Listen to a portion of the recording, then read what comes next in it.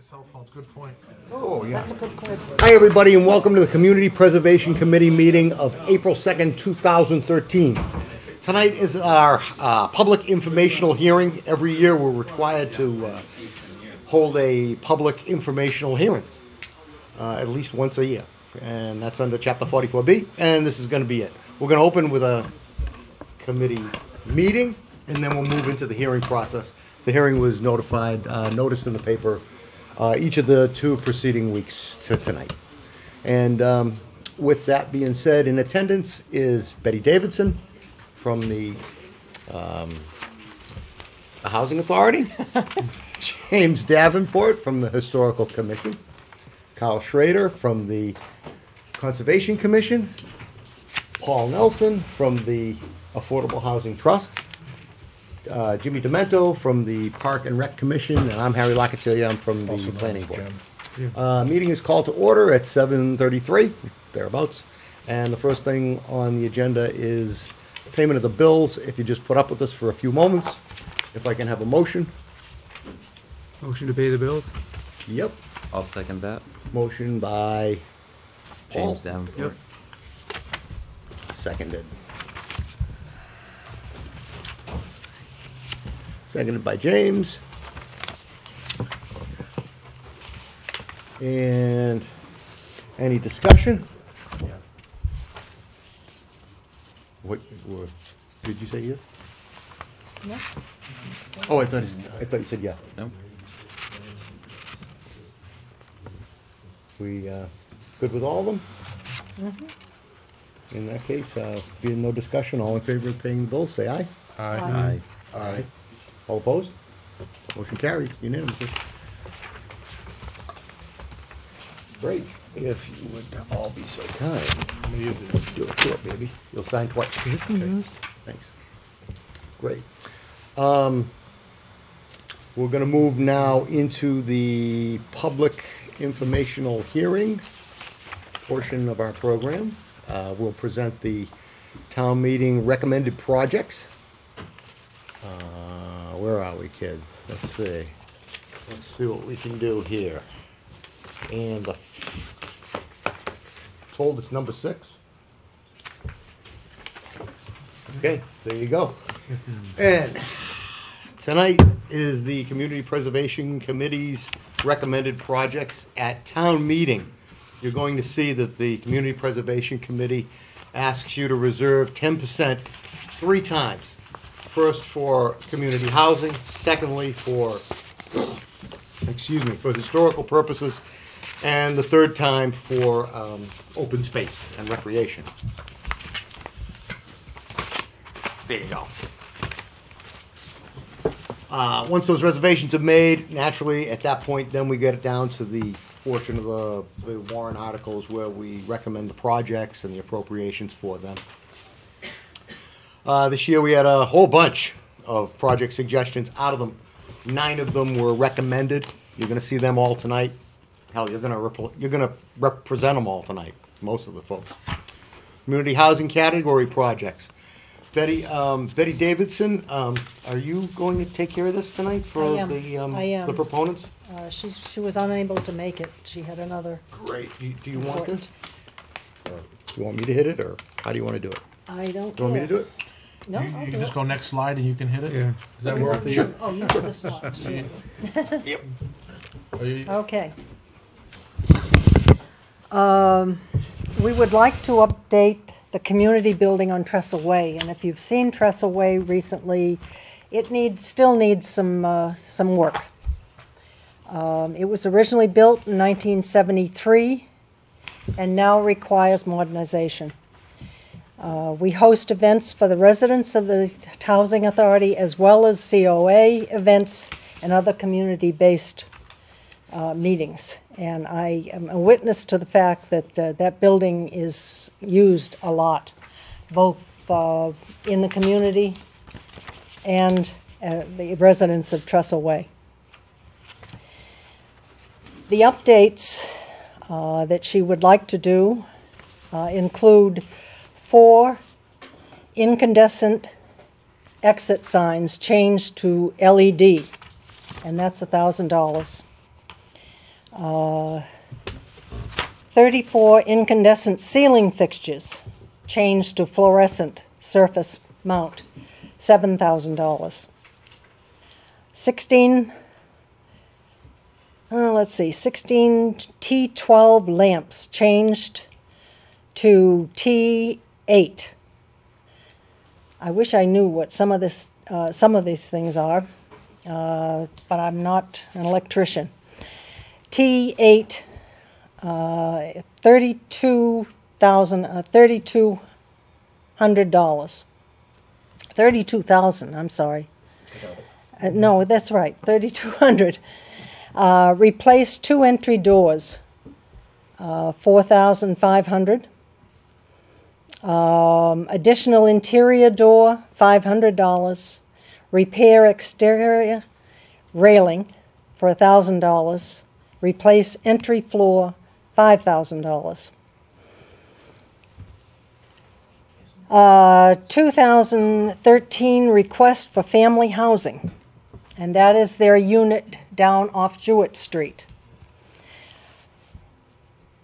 The Jewett Street family development was built in 1989 and consists of 5 duplexes. Replace 9 storm doors for the rear of Jewett Street residences, $4,500. Total request is $26,700. Thank you, buddy. Are there any, this is a public hearing, this is where you, I have a breakdown too, she has given me, if you want it.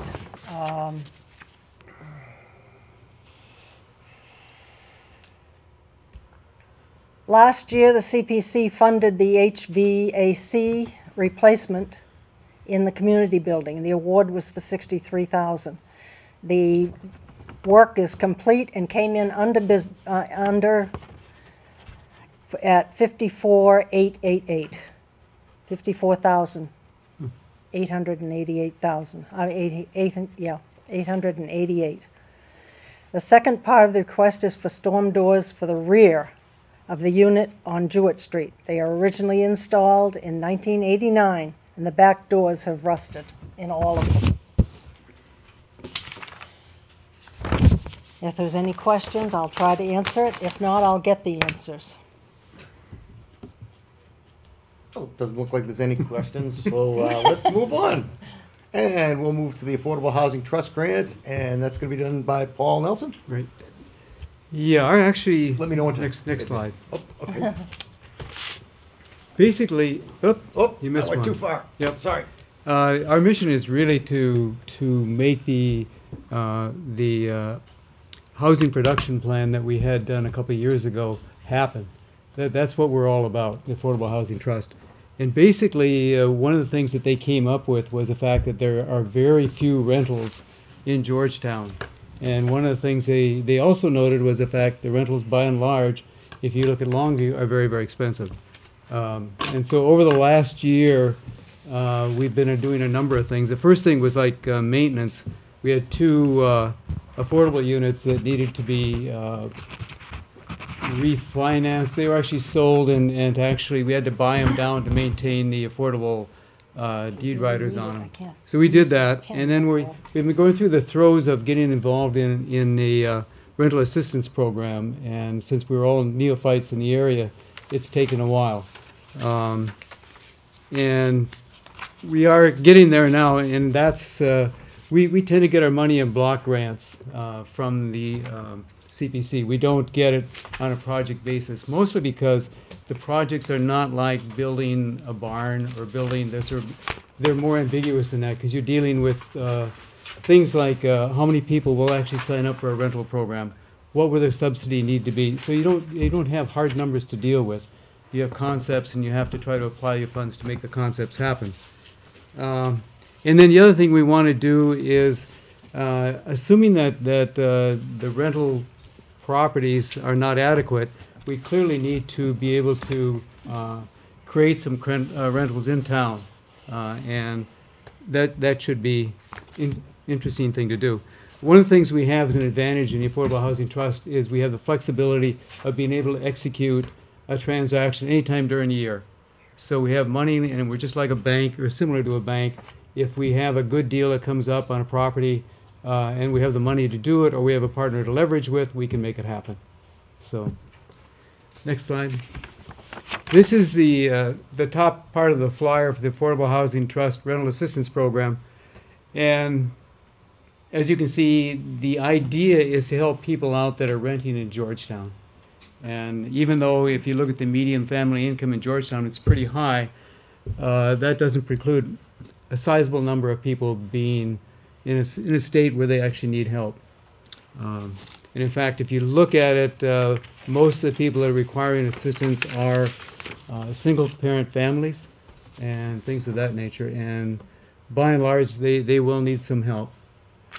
And this is in the throes of coming out right now. There'll be some advertising that'll go into the papers and other media very shortly.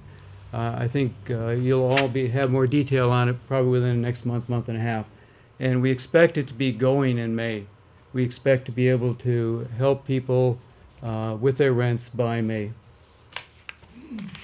And let's see, next slide. Next slide. Oh, any questions? Oh, yes. Yes, there is one. Curious, Longview is a very large complex. Right. I was just curious, when you mentioned the rental units, is there a range? There's something called FMR, Fair Market Rentals. And most of the Longview stuff does not fit into that. And so we look at two aspects. We look at what's the maximum income that a family can have to qualify, and then the place that they want to go into has to fit into the FMR that's created by the state.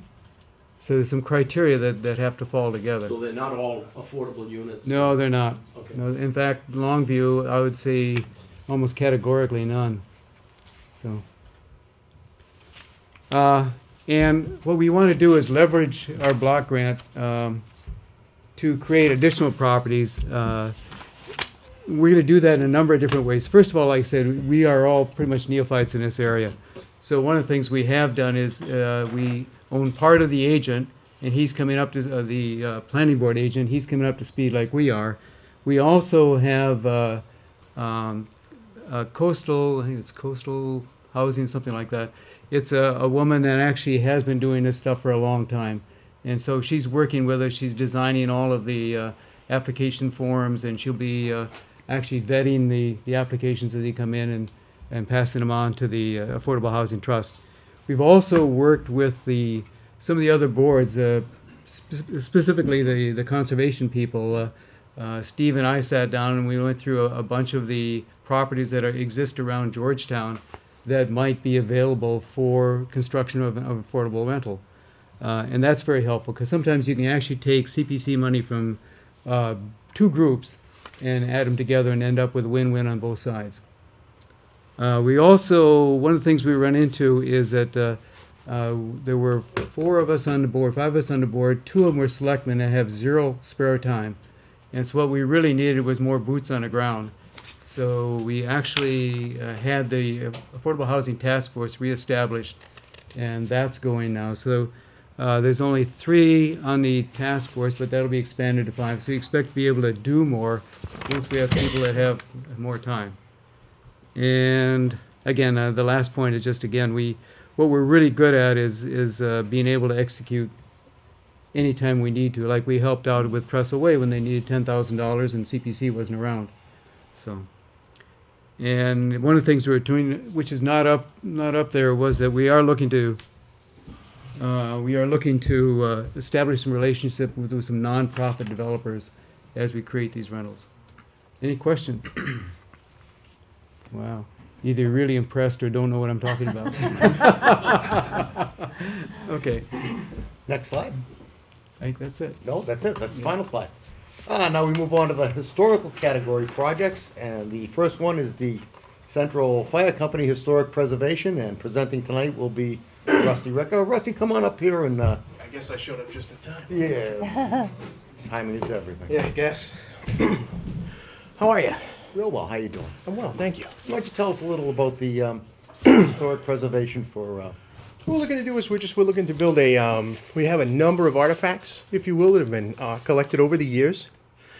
that are representative of the history of the town's fire department, and they're sitting in filing cabinets drawers right now. Not really taking up, they're just taking up space. They're not there for anybody to see. Excuse me. So we're looking to build a display cabinet right there in the front lobby of the fire station to Do you want me to advance the slide? sure, go ahead. Oh, okay. Tell me why. Sorry. It's just stuff, I mean, what pictured there are some of the lanterns from the 1875 steam engine that we still have. There's a beautiful presentation trumpet from 1872 that we have that we'd like to just display. So, sit there to share with everybody. Go ahead. Much as the CPC was able to provide for Erie 4 a few years ago to build the display bay off the side of their station to display the hand tub proudly, we'd just like to do the same thing. And that's right there. That is just a mock-up of what the cabinet would be. I think it's, what was it, 96 by 48, and I think it's 2 feet wide, all tempered glass, display lighting. It would be.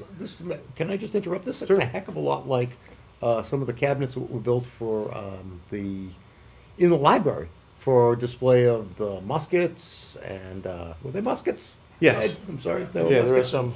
Some Who antiquities built, from. who built those? Do you know? I really don't know. You can get together with the it was, historical commission later on, and maybe Yeah. you can Because I know it was.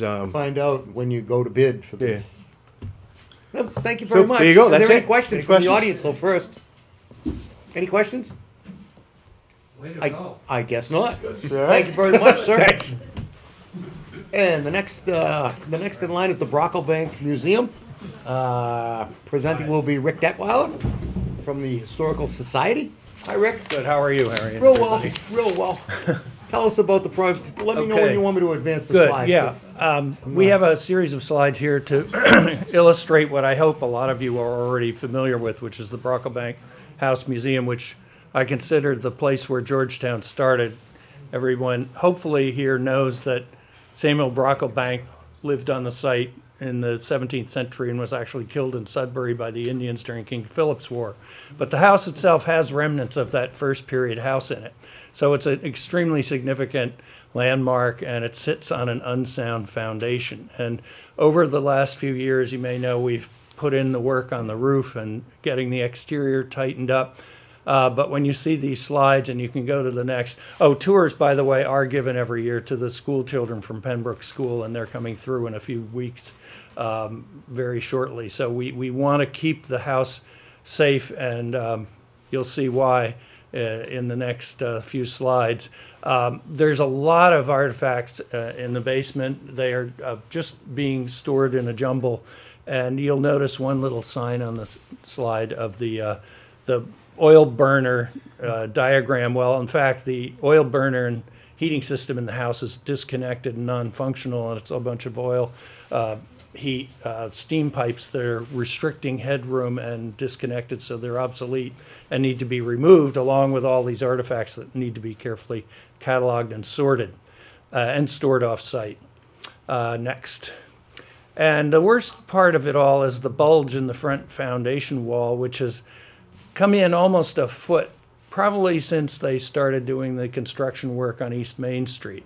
So between that and the water infiltration, it's undermined the edge of this foundation in the front. There's about a 12-foot section that needs to be carefully excavated, disassembled, and rebuilt to avoid possible collapse. And I'm not talking about it's imminently going to fall down, but you know, if we had a Cape Ann earthquake the way they did in 1755, when it knocked the weather vane off Faneuil Hall, it could do some serious damage here. So we want to be ready for that kind of eventuality. And next. Also, their exterior walls, even where they look okay, there are holes through. You can see through to the outside, and rodents and water can come in. So we're going to point the walls in the area where they need it. Next. Other places, there's eroding brick and rotting timber, so there's a minor carpentry that needs to be done, and we need to relocate some electrical wiring in order to get at and support these rotted beams. Not many of them, but a few that need to be done prior to the work. And then, of course, removing all that obsolete heat piping and apparatus in order to be able to get the room to actually do the work.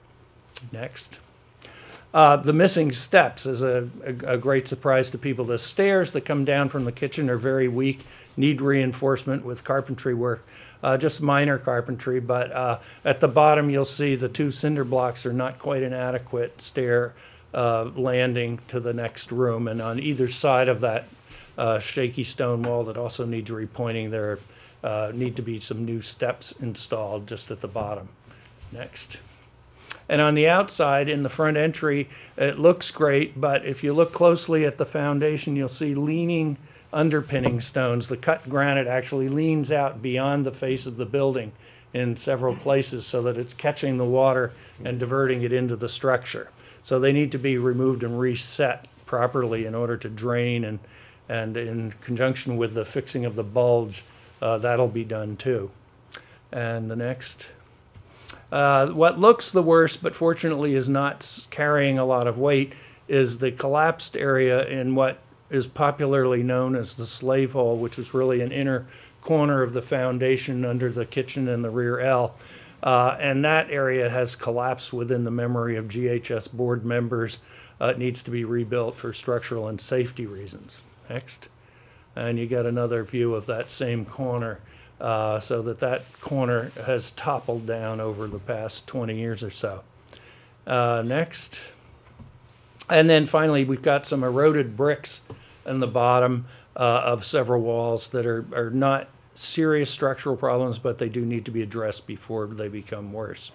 So in the long run, actually, we've had estimates from a couple of contractors, and depending on the scope of work that we've got, it's between $32,000 and $52,000 somewhere that we have more than enough work to do there for that.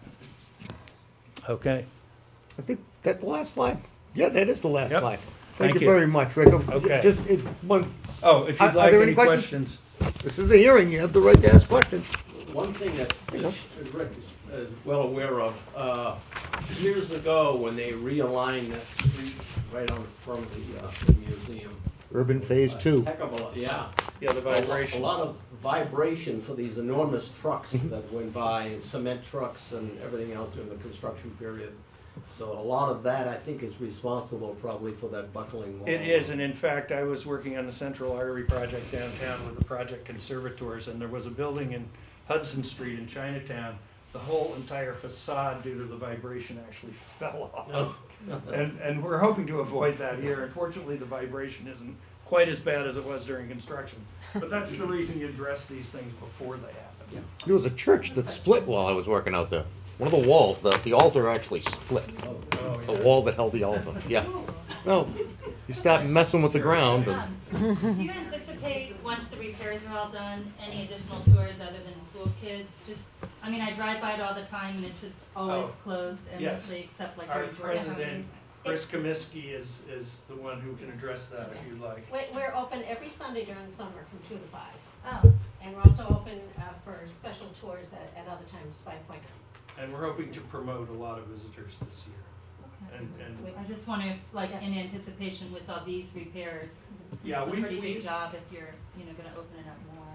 right, there will be times when you have to reroute the traffic, but we once put an entire foundation under Orchard House in Concord, and the building never closed to the public. It made us a little nervous, but they kept it open the entire time. And I'll it's wait till possible to it's do done. that, but every other Sunday or every Sunday, it will be open in the afternoon from 3 to 5, and Chris, 2 to 2 to 5, sorry, 5, Chris will okay. be there to welcome you. And we have a Or special, someone she special designates. Civil War exhibit. This is we're still commemorating the centennial of the Civil War. So we encourage everybody to come and check that out. thank you, Chris. And are there any more questions for the Brocklebank? Okay, so we're moving on to Camp Denizen Historical Preservation. And we have Bob Morehouse. Hi, Bob. Right.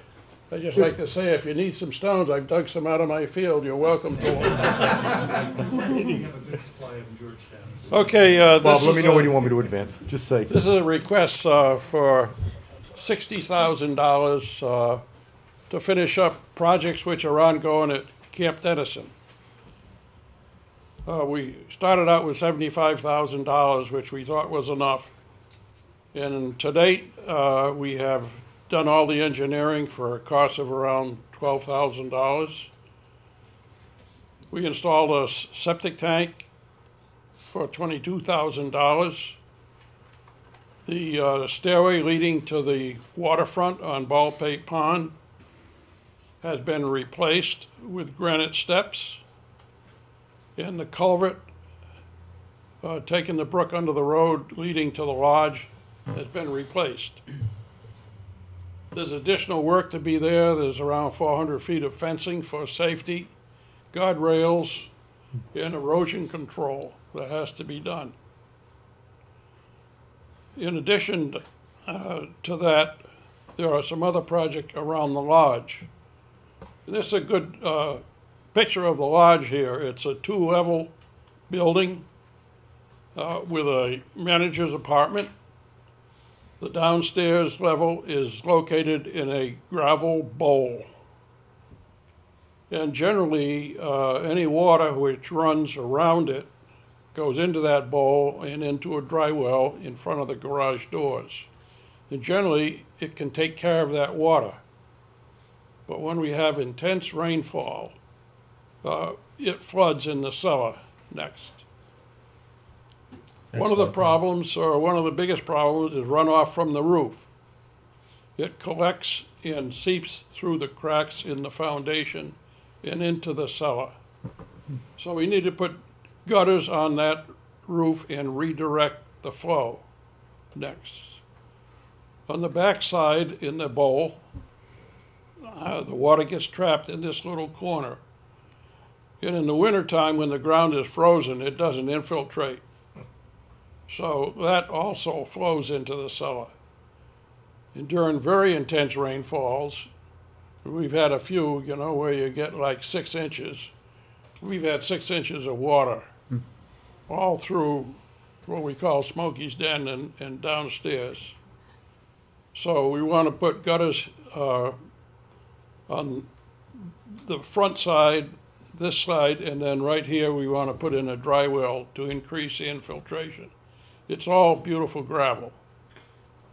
So based upon what we have going on by the garage, we think that's going to be adequate here.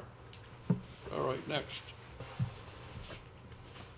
The biggest cost, well, let's say after all this is done, those previous projects, we think we're going to have around $7,000 remaining in our balance of account. The next big project is the bathroom facility. This bathroom facility was pretty much destroyed by trees falling on it and decay. All the construction work is by volunteers.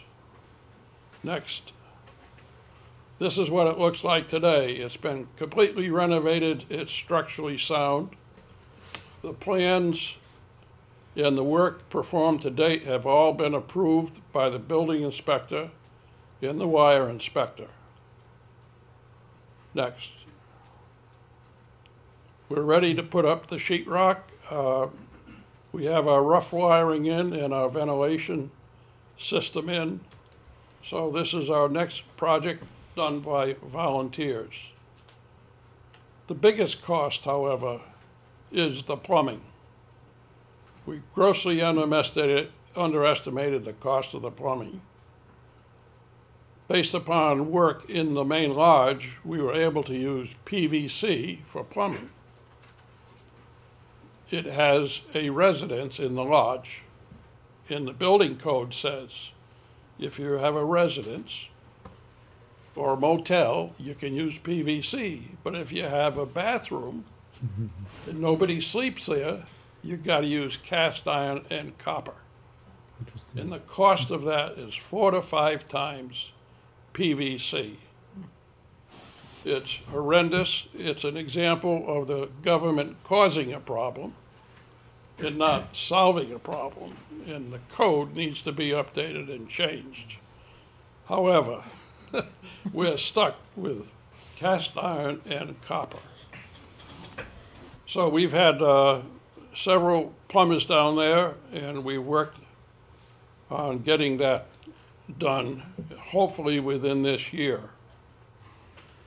So I guess next is the ventilation system that is there, so we can put the roof up. Okay, next. So we have these plans, been approved by the Board of Health, and like I say, the other inspectors. Next. The plumbing plan. Next. And a detailed cost estimate of what it's gonna cost. So our total estimated cost is $56,000, and we're given some money for contingency, about $60,000. Any money left over will turn back to the CPC fund. I think that's the last slide, perhaps. That's the last slide. No. Oh, one more. that's it. Spring. Next year. Thank you, Bob. Any questions from anybody? I just have one question. You got the cement board. Have you thought about, instead of using the green board, using tongue and groove? Because it's not going to be heated in the winter, correct? You know I'm hard of hearing. Oh, just you got the green board selected from the non-shower areas. You're using cement board? Yeah, we use cement board, and then there's a plastic, Barrier? You're not afraid of the inside of the green board eventually because it won't be heated in the winter, right? I mean, green board's used for bathrooms. It's just, if you had tongue and groove or everything's pine, green board in the ceiling, okay. yeah. Just where it's not being heated over 10 years, I just wonder if you'd have any concerns about, you know, the green board not lasting as long as something else, that's all. You know, it's like I said, it's used in bathrooms, I'm just worried, but where it's usually heated, just wondered if there's, Well, all the lower area is gonna be cement board. okay, yeah, I mean, that would, just wanted, just, you know, I'm not saying, I'm just saying it might be something you want to think with your group, that's all. It was like the old camps up north, they always use the pine tongue and groove, and there's a reason, so. But, you know, I'm not against it, I'm just saying. I know the green board I use, I did plaster it and it lasted a lot longer. There's no mold that grows. Yeah, there's a plastic sheeting that's going over that. Okay, no, it's fine. Unless you want Jimmy to go down and plaster it for you. Sounds like he's volunteering. Well, I tell you, it lasts a lot longer. We're discovering ground that the Recreation Commission will use later on. There you go. Are there any other questions from the audience? It doesn't sound like there are any. Thank you, Bob. Thank you very much. Okay. And we're moving on to another of the historical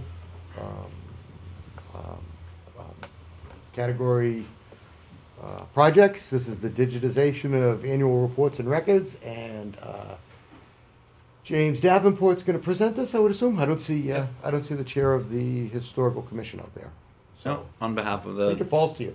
yep, as a member of the Georgetown Historical Commission, I'll speak on behalf of the Georgetown Historical Commission tonight on one of our projects.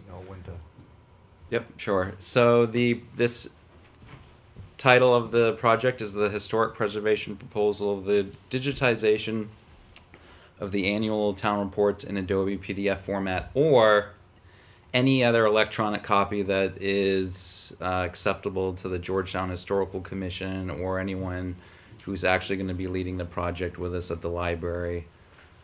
So it's not necessarily just Adobe, but that is the primary medium of digitizing and putting this in electronic format.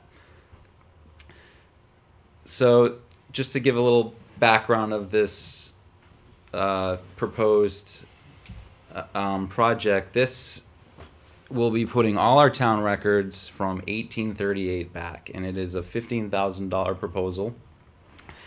The town residents may remember several years ago, money was granted to the Georgetown Historical Commission via the CPC to collect, print, compile town records.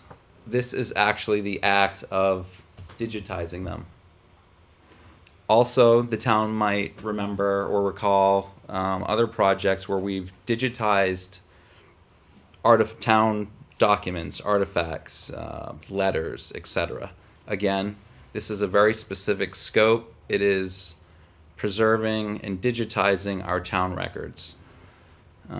This PDF digitization is important because we believe that the town records are actually a component of understanding our past. It's understanding our town. It's valuable for research. Everyone in the town will be able to view the reports. All significant events in Georgetown are reported in our annual reports, and they need to be protected and placed in the most convenient and modernized medium of viewing, which is digitization. Next slide. So this is just an example of why this, of where we've come up with our other analysts or individuals in the town who we've been working with on where we came up with $15,000. So this is an example of a town report. There's 65 pages of reports. Actually, I actually have it right in front of me. That's actually not a very good shot for my eyes nowadays, but includes items such as the Board of Selectmen, accountants' reports, park and recreation commissions, planning boards, recycling committees, town clerks' reports, wiring inspectors. This is all information that is a large scope and will be much useful to town and researchers if it's cataloged and scanned into, again, PDF format. Next slide. This is an example of a report from 2000. And these are all scattered. They're mostly put in files and folders right now. And we have a plethora of years and different types of reports, such as this manual that needs to be scanned into Adobe PDF. Next. This is an example of a 2000 report. It's 163 pages. It's 8.5 by 11. It's got pictures of all the commissions in town and write-ups about what they've done. It includes, I believe, minutes. Perhaps not minutes. I guess I'm wrong on that, but it is another example of a form that needs to be scanned. Next slide. Here, not everything is 8.5 by 11. This is a report from 1996, I believe. That's 6 by 5, and it contains several hundred pages. Next slide. This slide is an example of what other towns are doing. So here, the town of Amherst has got their town reports for a specific year cataloged. This is on their website. So once we compile and digitize all of our reports, we will then put this on the town's website. So it's obviously, the purpose is for residents to have access to this, as well as anyone who's doing research or the commission member that is curious about some sort of event or needs information. Next slide. So again, this is going to be using mostly Adobe PDF format. And it's for our town annual meeting reports going back to 1838.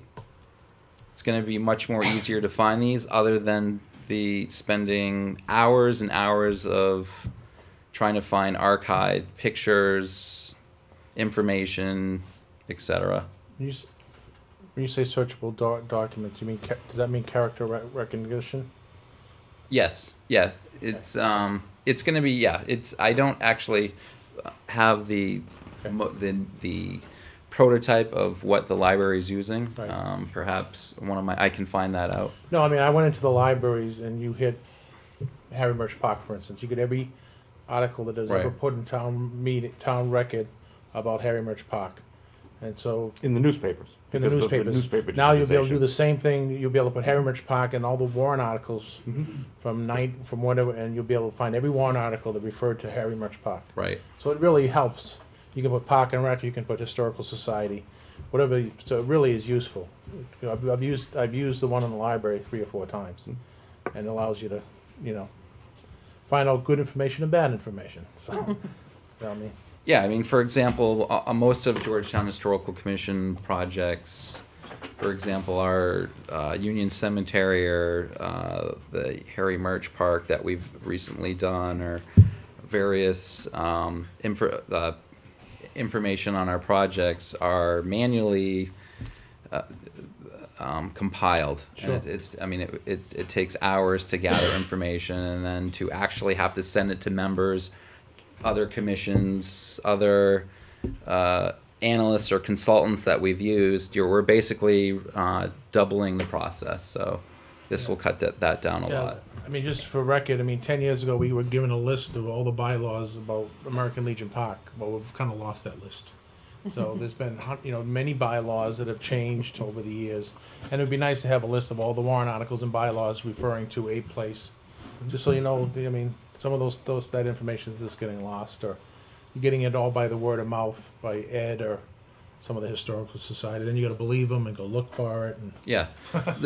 Another scope of this project is to make it second nature for us to scan documents. yes, And get in the habit of actually making sure that all reports, once printed, are actually scanned. No, it makes it It's really one easy. thing to actually say that we're going to digitize them.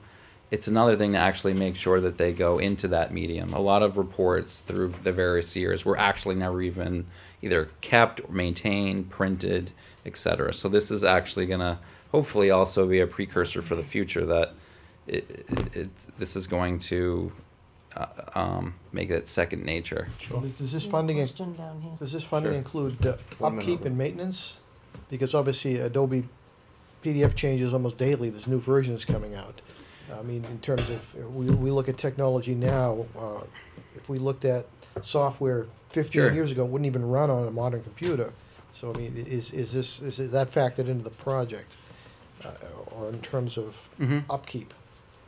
Yeah, so the scope of the project allows some medium of, I guess, innovation change going in the future. I mean, $15,000 is probably adequately covering most of the number of pages that the GHC has worked with.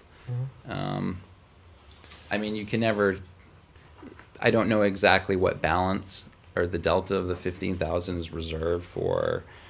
But a portion is. I'm sorry. A portion is. Yes. You factor that into the project. Yeah. But once you have 8 gigabytes scanned in manually, to go to a new rev, you basically let the software do that, right? I mean, I just did it at work today. I just got rid of 8 gigabytes worth of information. Right? You say, I want to upgrade this information, this 8 gigabytes into the new format, and it'll, That's manual that's just- an evolutionary change. I mean, right, it'll if be the you're new looking at- software version. For the and you- most part, when a new software version comes out, I've noticed that what comes out is the reader.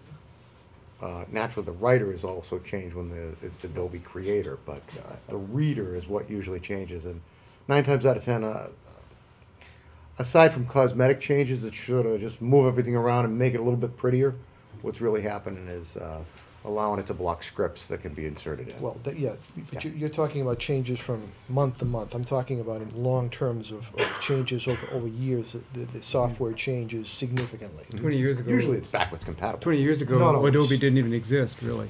Right, right. And again, comment? I thought I saw another hand up before you. There's someone Right there in the Where are you corner. storing all these files? right now. They're actually in the library. Back up. So I'm they're on a service in the library or what? They're paper. I don't understand your No, I question. mean, Right. you're gonna put them onto an electronic format, where are you gonna store them? Well, on a server, on a drive, where are you gonna put them? I can find that out for you. That's the critical part, because where you put the information is the software key, because just say if the town had a drive, a server, you'd put it on a G drive, say all material. Right. town- No, I understand. And it would automatically upgrade. Your Adobe issue would be gone, because you couldn't operate that drive without up-to-date software. So Right. anything that's stored in that drive would be updated. Right. And that's really the way to go with a project like this. But you have Well, to have a place to, that's the big thing right now is storage, data storage. And if you're gonna put all this stuff to someplace electronically, you can't leave it on one computer. It's gotta be put into Oh, no, absolutely. Right. No, that's a good point. So you're gonna need a monthly, some sort of monthly occupancy fee or something, whether you put it in the cloud or wherever else, but you're gonna need some sort of an ongoing access to get to that information. No, absolutely. I understand that. That's a good point. We'll get back to you on that. There was another question here? Well, I was gonna comment, in the last year and a half, Adobe's made a major change in its distribution of its software. They've been trying to distribute it by use of the cloud, their cloud. Right. In other words, instead of your buying periodically a new copy of the software, if you bought a copy of Adobe Reader or Adobe, I Creator. can't think of the name of the PDF, Acrobat, you will always be using the latest and greatest version of it as Adobe changes it. And typically, I think even for a homeowner, they can rent Photoshop from A to Z and something for, I think it's between $40 a month to $60 a month. And I think if you think that's expensive maintenance, it's not. The thing I worry about is Adobe PDF format is kind of ambiguous because it also depends on when the documents are scanned, whether it's and I don't understand what I'm talking about. If it's OCR scanned, it's much more difficult. There's a big difference between finding what documents have the word fire department in it. But if you want to say, Chief so-and-so of the fire department resigned, if it's done properly, you can just type that phrase in and bam, before you can blink, it'll list those documents and go take you to the text, so. Depends on how intuitive Yeah, the it's search just- function is. And I got a hunch that if you've gone this far and you know the difference between scannable, one thing about PDF is Adobe was very smart.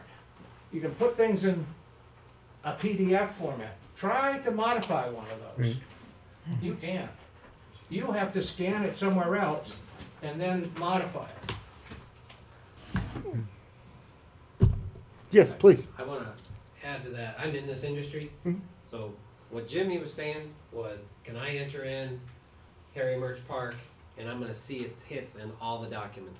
But that's not what I saw on that site, that the example city. What I saw there was you're scanning a bunch of paper documents into a PDF file, and if you open up the PDF file, you can search in that document for something, Right.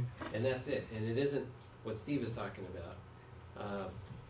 Or you'd have to be an exact match, but you're not going to enter in the incorrect text and hope to find it. That's not what scanning is. So scanning just to make an electronic image is great for archiving, but it's not necessarily the search Right. that Jim talked about. That's not going to give you all the documents that phrase hit. What you showed as the example For the Amherst. If the library has an electronic system that takes PDFs and it gives you that incredible search engine, that's one thing. But just to make a PDF does not give you any of this cool No, I stuff. understand that. I believe The the library system's does, called Encarta. which is nice. Is that what we're proposing? I want to say Encarta.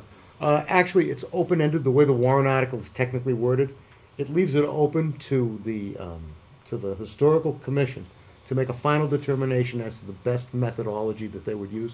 And I would suspect, I mean, I can't speak for the historical commission, but just hearing the great input that we're hearing tonight, Right. I would think that the historical commission would be taking everything My into advice would it. be, when you have like a line up there that says digitization using Adobe PDF format, that says virtually nothing. I think you should be more specific when you make a presentation on this, or you'll have people popping up all over the town meeting, say, can you search Alton ampersand Cook ampersand, the name. Noodles. Name of a fire, right? Right. And if you have searchable text, that will pull any document that, or sentence that has Alton Cook and that particular fire. And if you only get a list of documents that Alton's Cook's name is in, you'll be faced with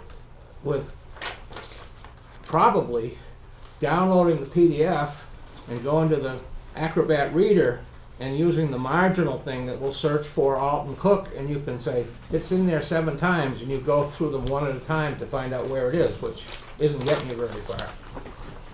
I think there's gonna be more work because I know my mother used to do shorthand for all the selectmen's meetings for a number of years, and a lot of other women in the 60s and 70s. And there's also will it recognize longhand? I'm sure there's those issues as they evolve. The first scan will probably not recognize some longhand writing, but eventually as the technology progresses, you might be able to rescan those and get some of those features out of them. I think what we're proposing is to start this process that's working right now. I'm not trying to fight this. It sounds like a great start. But if anybody remembers, this is a great example of us being last and actually helping because character recognition wasn't around 10 years ago. A lot of towns scanned already and that feature wasn't available. So we're kind of, by being last, we're kind of first because it's more useful now. Yeah, one of the things you're going to work with is if you put it in the cloud, you'll probably get indexing for free. Whereas if you do individual documents, then you have a manual problem.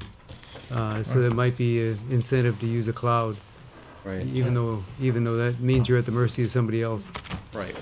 Yeah. I mean, I think to answer your question, the search feature is not necessarily. I'm not presenting necessarily the search feature, which I showed on the Amherst example. That probably wasn't a good example. The Amherst example is something down the road where once these are scanned, another methodology of the database will have to come into play, and I'll make sure in the town meeting that the specifics of the X thousand page numbers that we're presenting that are part of the $15,000, what that is, or what percentage that is, and then the component for any future technological change, as well as, again, the searchable feature, which is completely different, I understand, than just the physical act of scanning. Sounds like an exciting project. It sounds like there's a lot of volunteers that want to jump in and help. Yeah, now we know Glad to hear that. Now we know why the chairman of the Historical Society wasn't here. Yeah. Commission. Chairman of the chairperson of the Historical Society is here. Now we're moving on. If there are no more questions, are there any more questions? Okay, great. Moving on to the open space category projects. And the first is Wheeler Brook Farm Conservation Restriction. And we have Steve Przymski. And Steve, no one's going to be able to see it. No. Okay. In case we need to clarify anything. It looks pretty, so it gives us something to look at. So, name's Steve Przymski, conservation agent for the town. The Conservation Commission put forward this project to purchase a conservation restriction for Wheeler Brook Farm. It's the only active row crop small berry farm in Georgetown. The purchase price for the property that we're looking for is $150,000. The market value of the restriction is $240,000. So we've partnered up with Greenbelt to, they've committed to do the yearly inspections and come up with the difference, $90,000 of value towards a restriction. So I have brought in Vanessa from Greenbelt just to give an intro to her organization and what they're doing. And I also have Abigail, who is the active farmer out at Wheeler Brook right now. And we have a short PowerPoint presentation to go through. So, Vanessa. Thanks, Steve. Let me know when to. Yep. So Vanessa Johnson with Essex County Greenbelt. Thanks for hearing us this evening. I thought I'd start by describing what the town is actually being asked to vote for. And the proposal is for the town to join with Greenbelt in acquiring a conservation restriction on the 18-acre Wheeler Brook Farm. The conservation restriction will be held jointly by Greenbelt and the town of Georgetown. And I thought I'd also describe what a conservation restriction is, or define it briefly. A conservation restriction is a legal agreement between a landowner and a land trust or a government agency that permanently limits the uses of the land in order to protect its conservation and or conservation values. A conservation restriction is a real property interest. By buying a conservation restriction, the town is effectively buying and extinguishing the development rights associated with the Wheeler Brook Farm property. It does allow the landowner to continue to own the property, to live on the property, to farm it, to sell the property, or to pass the property on to their heirs.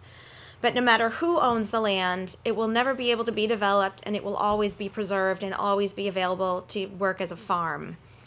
The $150,000 that we are seeking from the community preservation funds is approximately 2/3 of the fair market value, as Steve said, and Greenbelt will be funding the remainder of the purchase. And now I'll pass it on to Abigail, who's going to give a brief overview of why Wheeler Brook Farm is so special for those of you who don't already know it.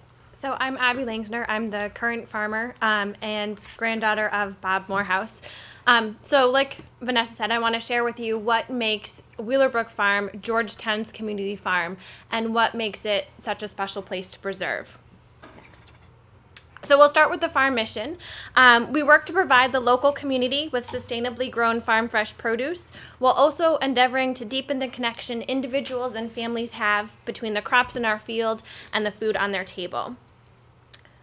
We really truly believe that the connection between the farm and the community is important, and it's something that makes Wheeler Brook Farm special and unique. We provide community members with delicious farm fresh produce by operating a farm stand, which is located right on the farm, participating in local farmers markets, and also offering a community-supported agricultural program. So we believe that our active presence in the community helps to give Georgetown its rural and small town feel. We also love offering our customers unique vegetable varieties, including many heirloom tomatoes, squash, and even eggplant. So this past season, I like to have conversations with our customers as they come, and one mother was explaining that her boys never eat vegetables until they discovered our cheddar cauliflower.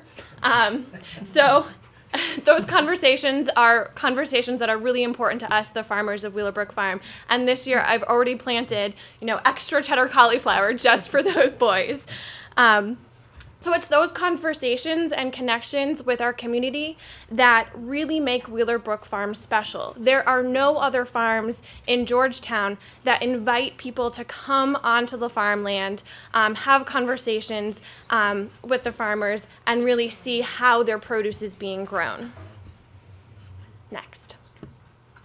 As a community farm, we also believe that giving back to the community is something that's really important to do. So we do this by donating produce to local food pantries. We also donate produce to residents of Georgetown Housing Authority at Trestle Way. And we've donated pumpkins and gourds to the art programs at many Georgetown schools. We also benefit the Georgetown economy by developing partnerships with local businesses and hiring local teenagers. Not only does this benefit the economy, but it also helps these local Georgetown teenagers develop a really strong work ethic. Next. Some of the goals that we're most excited about are the goals that really focus on building a relationship with the community around us. We encourage individuals and families to come onto the farm and explore. We want to know, who our community is. We invite people to come and stay for a picnic, visit the animals. Oftentimes, if you're coming and we notice you by the swing sets or sandbox, we'll actually stop, come up and greet you, give you some grain for the animals. We also are really excited about increasing agricultural awareness within our community by providing on-site farm-based education programs, such as field trips for schools and workshops for children during the summer. Already we have field trips and workshops planned for this upcoming season that will benefit over 100 local children. Topics we've covered include farm animals, beekeeping, flower arranging, weeds and insects, planting and harvesting, and more. So I know Wheeler Brook Farm has always been a magical place for me, and I really look forward to sharing that magic with young farm visitors well into the future. So I'll bring it back to Vanessa. Thanks, Abby. So just to sum up, what does a yes vote for the Wheeler Brook Farm conservation restriction mean? It means, again, that the town and Greenbelt would co-hold a conservation restriction on 18 acres that will ensure that the Wheeler Brook Farm can stay a family farm and will never be developed. Greenbelt is a nonprofit and a huge portion of our mission in land conservation is to preserve working farmland. And that's because Greenbelt believes that preserving family farms is key to not only maintaining healthy ecosystems and the economy, but maintaining the quality of life of residents on the North Shore. We believe that this is an opportunity for the town to invest $150,000 in preserving critical natural resources, including prime farmland soils and clean water. We also think that this is an opportunity for the town to invest in maintaining local food sources, as Abby so eloquently described. And finally, we think this is a tremendous opportunity for the town to invest in preserving a way of life. This, too, is historical preservation. It's preserving Georgetown's pastoral history and character, and it's also ensuring that future generations can continue to enjoy local, sustainable, and healthy produce, educational experiences, and lifelong memories at Wheeler Brook Farm. Thank you. Thank you. Thank you, everybody. Any questions from the audience? Please. Just, so $150,000 goes to the people who own the farm now? It's acquiring the development rights on Wheeler Brook Farm. So yes, we're buying those development rights and then they're being extinguished from the landowners. And that value is good for, you're saying forever is what it sounds like. So Yes. $150,000 goes to the owners and it's Bob. good for Raise your hand, Bob. It's okay. Goes to Florida.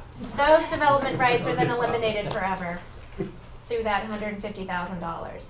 So yes, we're buying those development rights that the Morehouse family owns from them so that they can't, and no future landowners can then sell the property to a developer and make probably a lot more money developing the property into housing. All right, thank you. In the back? What's the total acreage of the farm at this time? The total property is 18 acres. What is that's the total? So as far as tillable land that we're actually having row crops, it's about 7 to 8 acres. And then we have some wetland area and forested area. And isn't there an area that's being added from a side lot? I know that from the planning board. There's a. No, there's no area being added.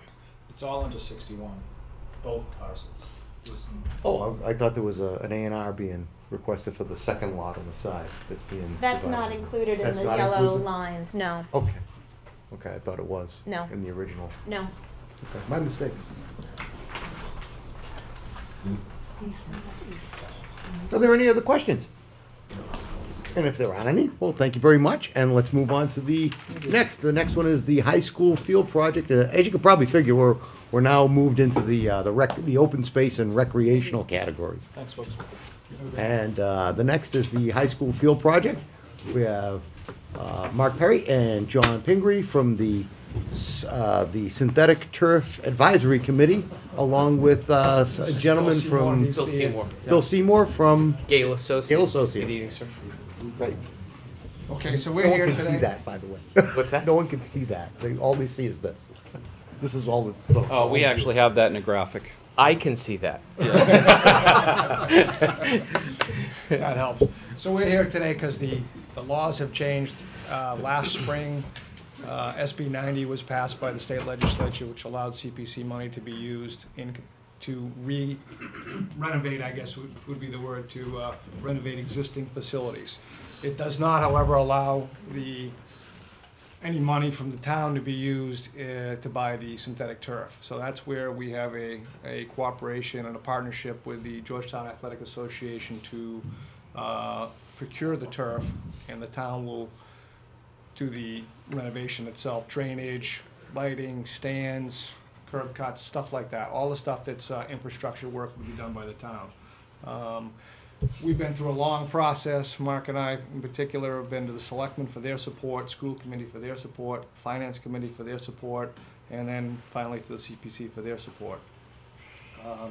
The selectmen did when they decided that once they supported the project, that they would put together what's known as a STAC committee, which is a Synthetic Turf Advisory Committee, which has people from GAA, school committee, finance department, park and rec, highway surveyor, I'm If I left somebody out, I apologize, but it's School a committee? 7-member board. What's that? School committee, you School said? committee, I said school committee. And this board was to find the best location for the project and hash out all the particulars of the project, including costs and site work and all the different things. And at this point, we've hired Gale Engineers, which is Bill Seymour, to represent us in a lot of the process as far as all the engineering and bidding and so forth. So without further ado, I'd like to have Mark go through the slide presentation for us, and then he'll hand it over to Bill for a little bit more detail on the project. Next. So just a quick history.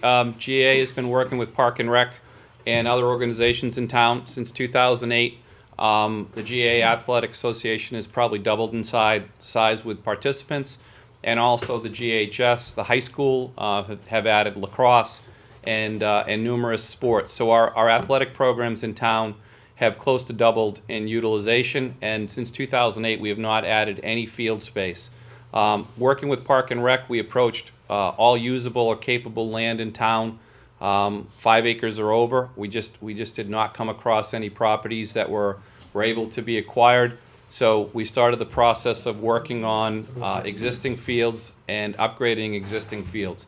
So since 2008, every GHS, American Legion, any West Street, any field in town, GA has been using, we've been upgraded it to its total capabilities. So we got to a place where just the fact that we weren't able to purchase any land, and we realized synthetic turf was the best way to go. It's about a 5-to-1 use. You get 5 fields per every field. So in a town where you can't purchase or gain any additional fields, we had to upgrade. And the best field for us to upgrade, as John had talked about, is the lower high school field. We have a great partnership with the high school. So utilizing that field right now is football, soccer, lacrosse, baseball, and also school events and some town events. So at this point, it gets about 30% utilization because it's flooding, it's worn out, and so by going to a synthetic turf there, we can guarantee play, we can extend the season. By adding lights, we can extend the time, and all youth in Georgetown will be able to use this field. So you'll have about 2,500 to 3,000 students or kids in town will use this field on a yearly basis. So on the way through to get into this, we had to analyze, as John said, we had to analyze every field in town, what would be the best location. This field has parking. Like we said, it's the least utilized field we have right now with the most amount of sports. It has access to the school. It'll be a show place for town athletics, high school athletics, and it's the best location. The other thing is once we go to a turf field, Bill will review it, is a cost savings for the town and for the school system from a maintenance perspective. And then finally, the shape of that current field has become a major issue for sports for the amount of injuries that we're causing our athletes, and the upgrade to the synthetic turf will improve the operation of the field from a cost standpoint and from a safety standpoint for the town. So we have a community benefit. We have a partnership statement between GAA and Georgetown High School, where the GAA will procure the turf, and then we'll put an escrow account in place, and we'll put the money aside over approximately a 15-year period of time to replace this turf. So the town itself will have a continuation of a field, the most important field in town. And then I guess the key part is the community pride. We can schedule games. Right now, a lot of our games are canceled, and it'll be someplace where everybody in this town will be proud to go. It'll be a great asset for the community. The next part is for Bill Seymour from Gale Associates. Good evening. Mark and John have asked me to talk a little bit about the project, a little bit about the process and schedule, and take whatever questions you might have. The project calls for the development of a combination field where there is a combination field today that will support all the rectangular sport users, football, lacrosse, field hockey, and adult baseball, 90-foot baseball. The field would be better than it is today, first and foremost because of its availability, but secondly, the dimensions of the field will be better than they are today. That's accomplished by the development of a retaining wall into this embankment. Is this not working? into the embankment behind the home plate of the baseball field. That gives you some additional foul pole distance down both the left and right foul poles. There would be, notionally, the field would be lighted, subject to permitting, subject to funding. The field would have spectator seating on the home side of the football field that would be ADA accessible and would meet all life safety, structural, and architectural codes. There would be formal dugouts at the baseball field. There would be some spectator seating along both the first base and third base line. We would accomplish this geometry with minimal impact to the parking on the campus, and the entire footprint of the combination field, less the pitcher's mound and maybe home plate, would be carpet. In other words, you would have the entire space available. In lieu of a clay infield, you would have a carpeted infield, simply a different color, would be available for youth sports when it's not being used for high school or GAA other purposes. Slide, please. How does it happen? What is the process? Very simply, the topsoil is removed, screened, and made available for other projects elsewhere in the town.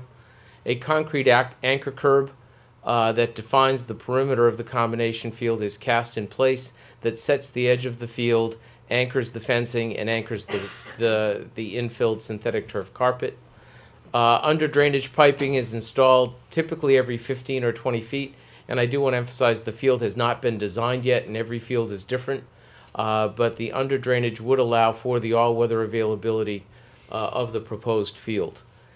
Over the drainage system is a free draining stone base, which is installed typically between 8 and 14 inches in depth, again depending on the design of the particular field. It is laser graded and the carpet is rolled out, it's stitched, it's marked, and it's infilled with some combination of sand and rubber. That's the process. It typically takes about 120 days. These fields typically go in starting in late May and being available for football in the fall. It is our understanding that the intended schedule for the proposed field would be a late summer, early fall start for availability the following spring. Slide, please.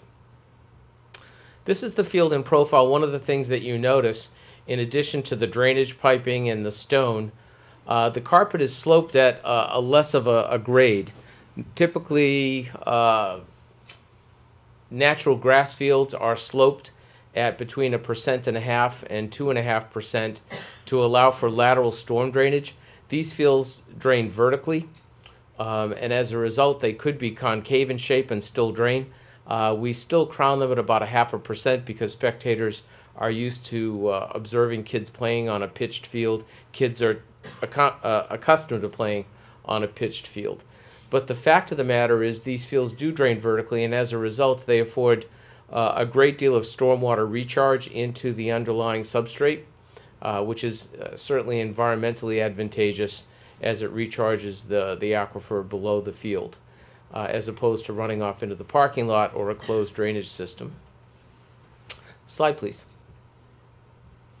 Again, the field is circumscribed, as you can see here, by a reinforced concrete curb. That will also set the anchor for the fencing that circumscribes the field, and it'll set the anchor point for the turf itself. Slide, please. This is probably the most important slide, and it touches on a number of things that John and Mark alluded to. The first field of this type ever to be installed in the Northeast was at UMass Lowell in 1999. Because it was the first field of its type, its use was very closely monitored. Every single use made of that field was documented, and it supported the college football team, field hockey varsity and JV, men's and women's soccer varsity and JV, lacrosse men's and women's varsity and JV, all of their intramural sports, their club sports, and it was made available to the Lowell community for youth sports on weekends and evenings.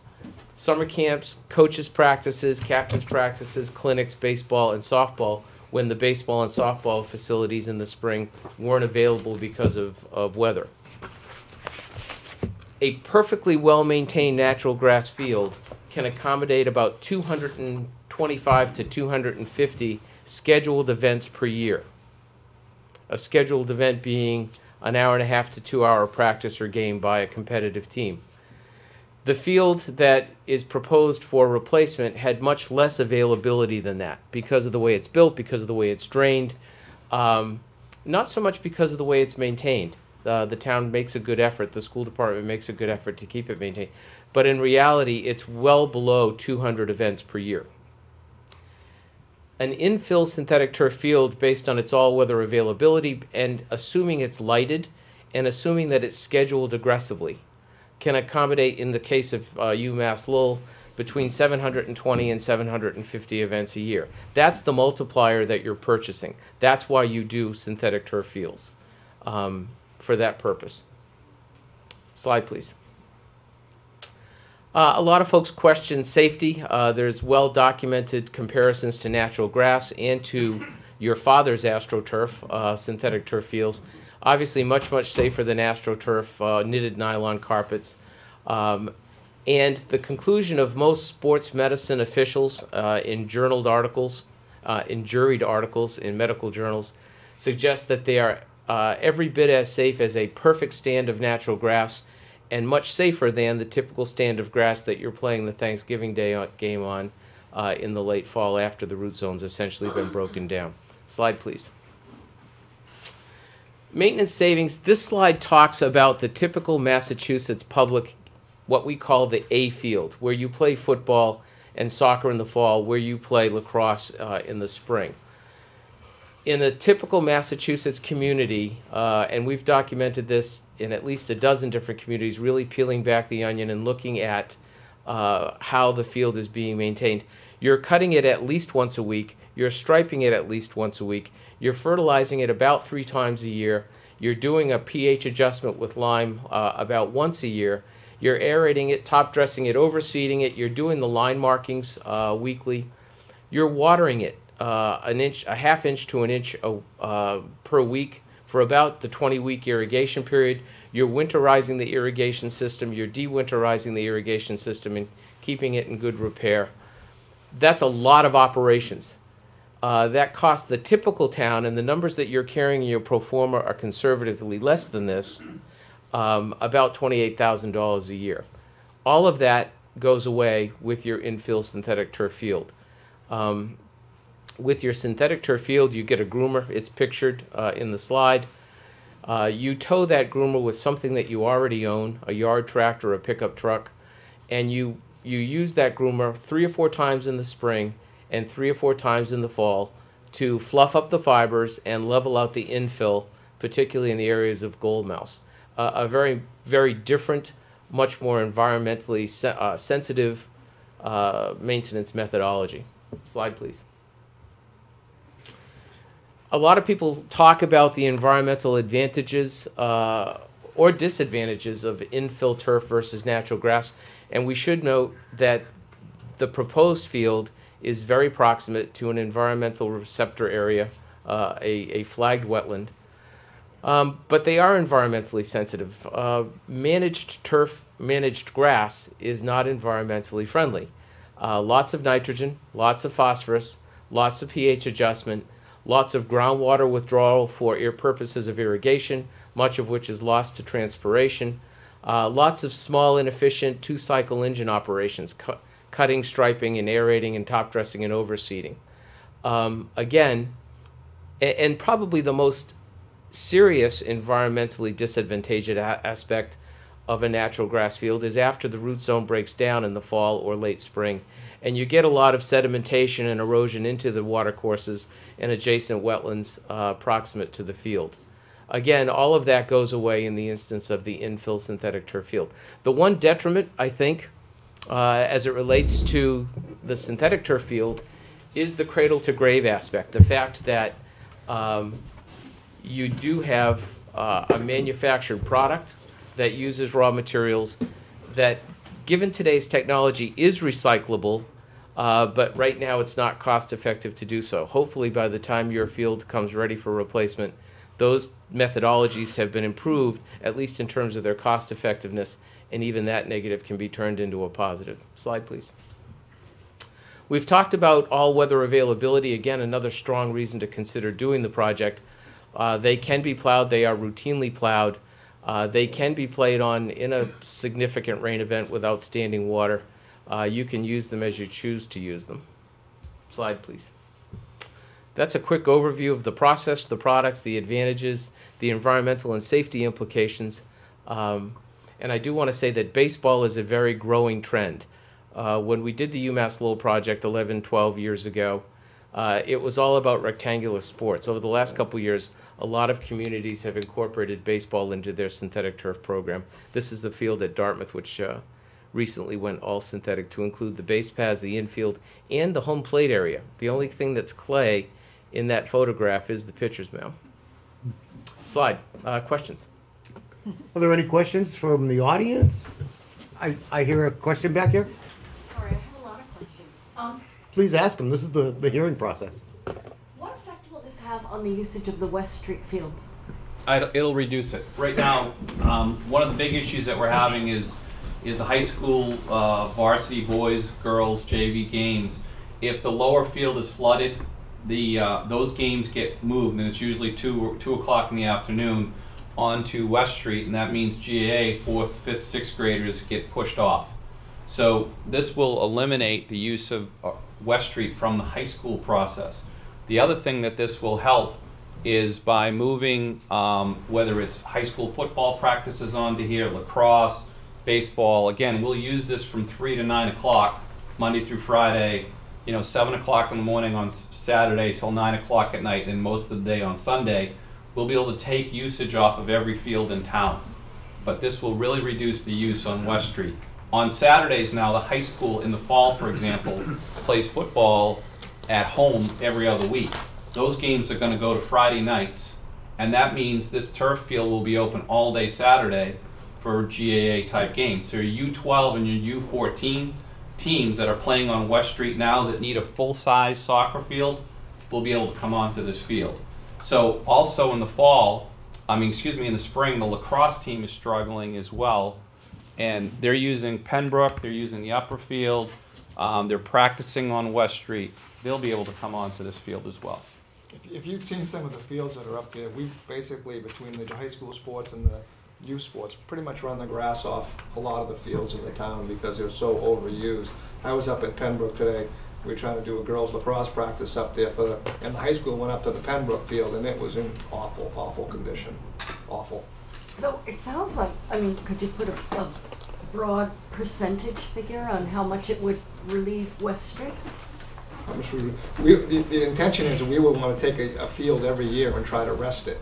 So West Street, if that's one of the fields that's picked, you could take one field completely out of the use for a whole season and just plant grass on it and let it grow and we'd like to do that with a lot of the high school fields too. Some of the upper fields have the same issue where, I don't know if you guys have been up where they play varsity lacrosse up there now and JV softball, and we play a lot of soccer up there, but that field has no grass left on it at all.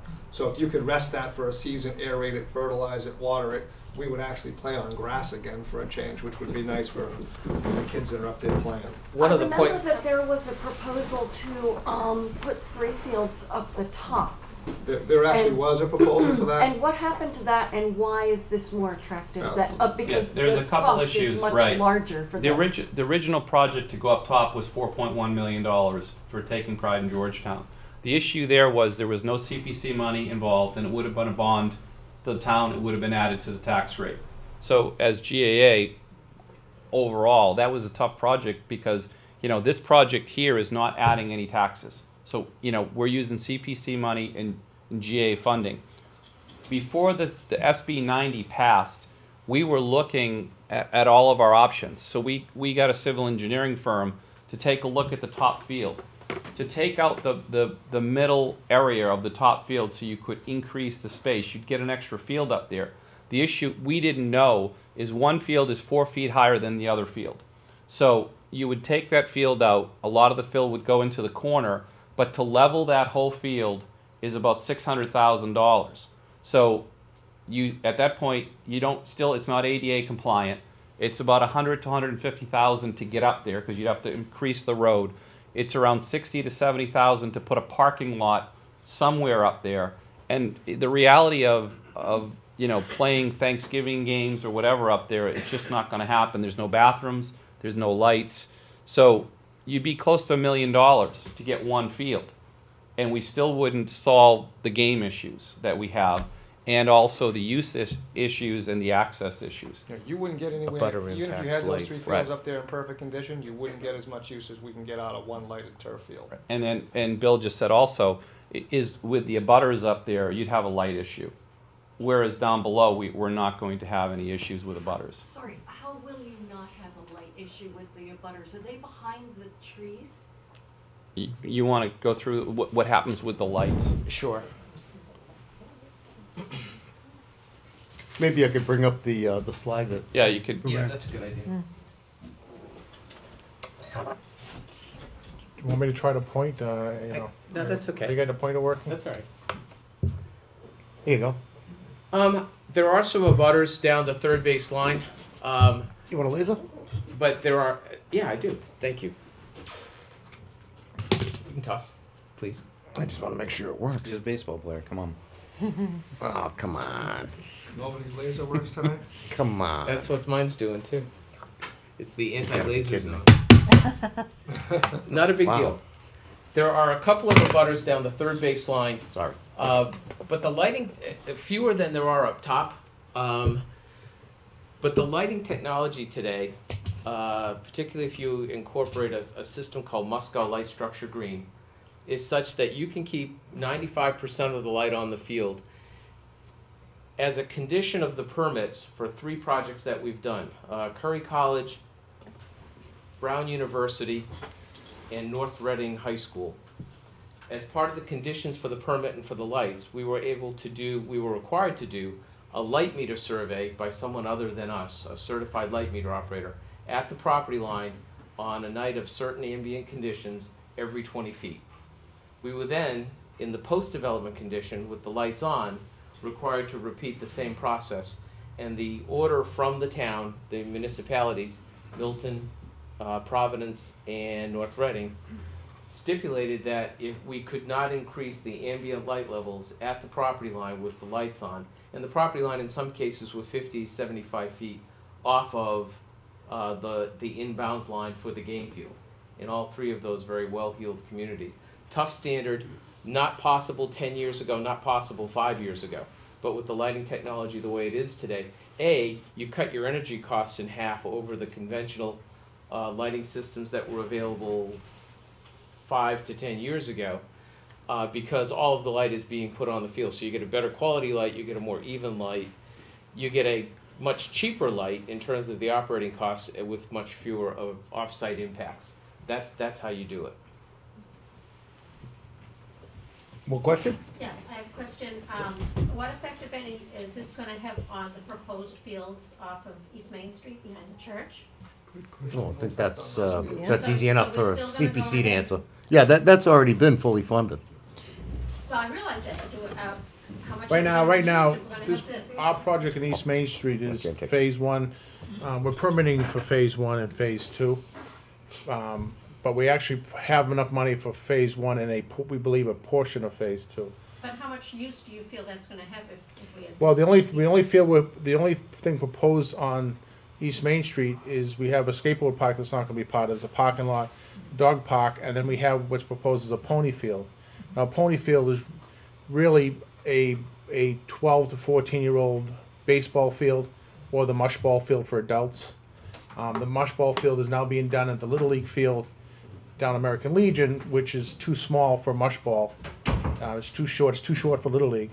So the pony field will basically, so as I tell people, the drunks will be out in the middle of East Main Street Park instead of the school. I mean, that's gonna be an adult field at night, potentially someday in the future. There's nobody out there, but it's also be 12, that's the only field we have proposed There's there. no lacrosse, there's no soccer, there's no football out there at all, so that's really not offloading a lot of our numbers. Essentially, what it is a skate park and a dog park, and as Jimmy said, a small. Yeah, now we are going to meet with the school tomorrow, and we'll review what's going on in Pembroke to make sure the park and rec, to make sure we're coordinated. You know, we're going to go back and have our discussions internally about what we're going to do based on what the school is going to do at Pembroke. Mhm. And the other thing about it is that what it actually starts off is, it starts the Greenway from East Main Street to Martell, and that's the parking area that begins the Greenway that moves through. And as Jimmy said, tomorrow night is a meeting with the school building committee for the fields at Pembroke. And just as a note, the Conservation Commission and the Planning Board are updating, and the Open Space Committee are updating the open space and recreation plan for the town. The consultant's already been hired. We're already beginning to initiate the process, and that should start the whole ball rolling to get a really comprehensive active recreational component into that open space and recreation plan. There was some active recreational component to the 2007 open space and recreation plan, but there wasn't an intensified focus on it, and this one will be a true focus with goals, with actions to be taken over a 7-year period. I got questions from the Park and Rec. I just wanted let her to finish. get some clarification. I know you said the actual turf was being covered by GAA. Yes. Can you clarify just what part of the cost GAA is covering and the cost to coming out of the CPA and what is coming out of CPA? The way the law is written, the town cannot have any of its money going into the turf itself, the Right. carpet itself. Right. GAA, But most of the presentation is about the carpet, though. Right. I'd like more information on what the Georgetown what it is Athletic that- Association is gonna purchase the complete cost of the turf, so whatever Right. that, right now, we have an estimate, it's around $450,000. And then as Mark stated, we are gonna, after we put this field in, and it goes in, we're gonna start after that into an escrow account, put money aside, probably about $50,000 a year, to replace the carpet in about 15 more years, or depending on how long the carpet lasts. So we're gonna build in, one, we're gonna pay for it once, and then we're gonna pay for it again, so that's gonna take care of that. So I don't know many other projects coming to this town that where you're gonna get $1 million donation. But what I want to know is what is the CPA kicking in? They're paying for the infrastructure work. Yeah. Drainage. Which is? The- I'm looking for an The actual number is $1.25 million. That's coming from CPA, not counting. Coming from CPA, $250,000 from this year's CPA fund, and a $1 million bond is proposed. Right, and it's And important to know the that- GAA portion, since it's technically illegal to use CPC money to install or purchase synthetic material in turf, that portion is being done as a public-private partnership. The CPA monies will not be used to purchase the rug. It will not be used to install the rug. They cannot be. We have town council opinion in writing, however, that says that we can do everything else. We just can't do that part. And that's where the GAA comes in the public-private partnership there, GAA being a nonprofit. Right, and it doesn't affect anybody's taxes. The CPC money's already collected, it's just how the money Yeah, is but gonna be not all- distributed. Well, you're saying there's the bond, so I don't know how. Well, the bond means that the CPC's gonna borrow the money for over, say, a 10-year period. Or and it's 15. gonna take a 15. portion Up to of- 15. What's that? Up to 15 years. Up to 15. 10 That's the 15 maximum year we can term. bond out because it's a And recreation. isn't that gonna have an effect on everybody misunderstood else who before. wants to get CPA money over those Yes, years? it will affect how the course. CPA money is distributed over the years, there's no question about that. Our point is that this is probably gonna be used by, if you looked at the use schedule, for instance, it was 7 days a week, up to probably 12 hours a day in a lot of situations, where 3,000 to 4,000 people in this town are actually gonna benefit from a project that CPA money is being put toward. Now, I have a good point going off of what you just said. Now, you're gonna put the field in and not touch the parking area, but we're gonna increase the amount of people that are coming to this field. How are you gonna anticipate covering all of that parking? Well, Where's- you're not increasing the amount of people coming to the field. We're actually gonna be able to use the field. So right now, you're playing football on this Right. field. We have Thanksgiving Day here with, 2,000, 1,500 people. Yeah. But there's no place for them to sit, okay? And they have to park, whether it's there or in the library. So that's not gonna change. The issue is the games are not gonna be moved from here to West Street, from here to Haverhill Stadium. They're actually gonna be able to play them in our own town. So we're not increasing the capacity of the events. We're just going to be able to hold the events. Yeah, you're still gonna have the same number, there's still gonna be 2 teams there. Right. You know, it's not like you're gonna have 6 teams there now, but you're gonna have 2 teams there a lot more frequently. Right now, we can't get them on there very often at all because, you know, the runoff from the upper field, the soil conditions and all the problems with the field. You know, we try to rest this field all the time so it's game ready, and it just is, it's not working. We just are not getting any use out of this field. One of the best reasons to do this field is, one, the location. When you drive in, first thing you're going to see is you see the high school and you're going to see a beautiful field to your right. So when you think about property values in the town and the competitiveness of the school systems, when people drive in and they look at your high school, they're going to go, wow, what a beautiful facility this is. This is being taken advantage of by like 90 communities right now. It's going to be done in Triton. Of course, they're getting money from, Institutions for Savings, giving $500,000 so they can do their turf field over there. And they're also donating $500,000 to Newburyport Institution for Savings so that they can do their turf facility over there. It's been done on 2 fields in Manchester. North Reading has a field. I mean, just in the property values alone, the competitiveness of your town is at stake here, and this keeps us current with where things are going. And it's being allowed by the passage of SB 90 to allow us to use CPC money and then find a willing partner. Listen, I'd love to go over to the Georgetown Bank and see if they give us $500,000, but I don't think that's coming, so.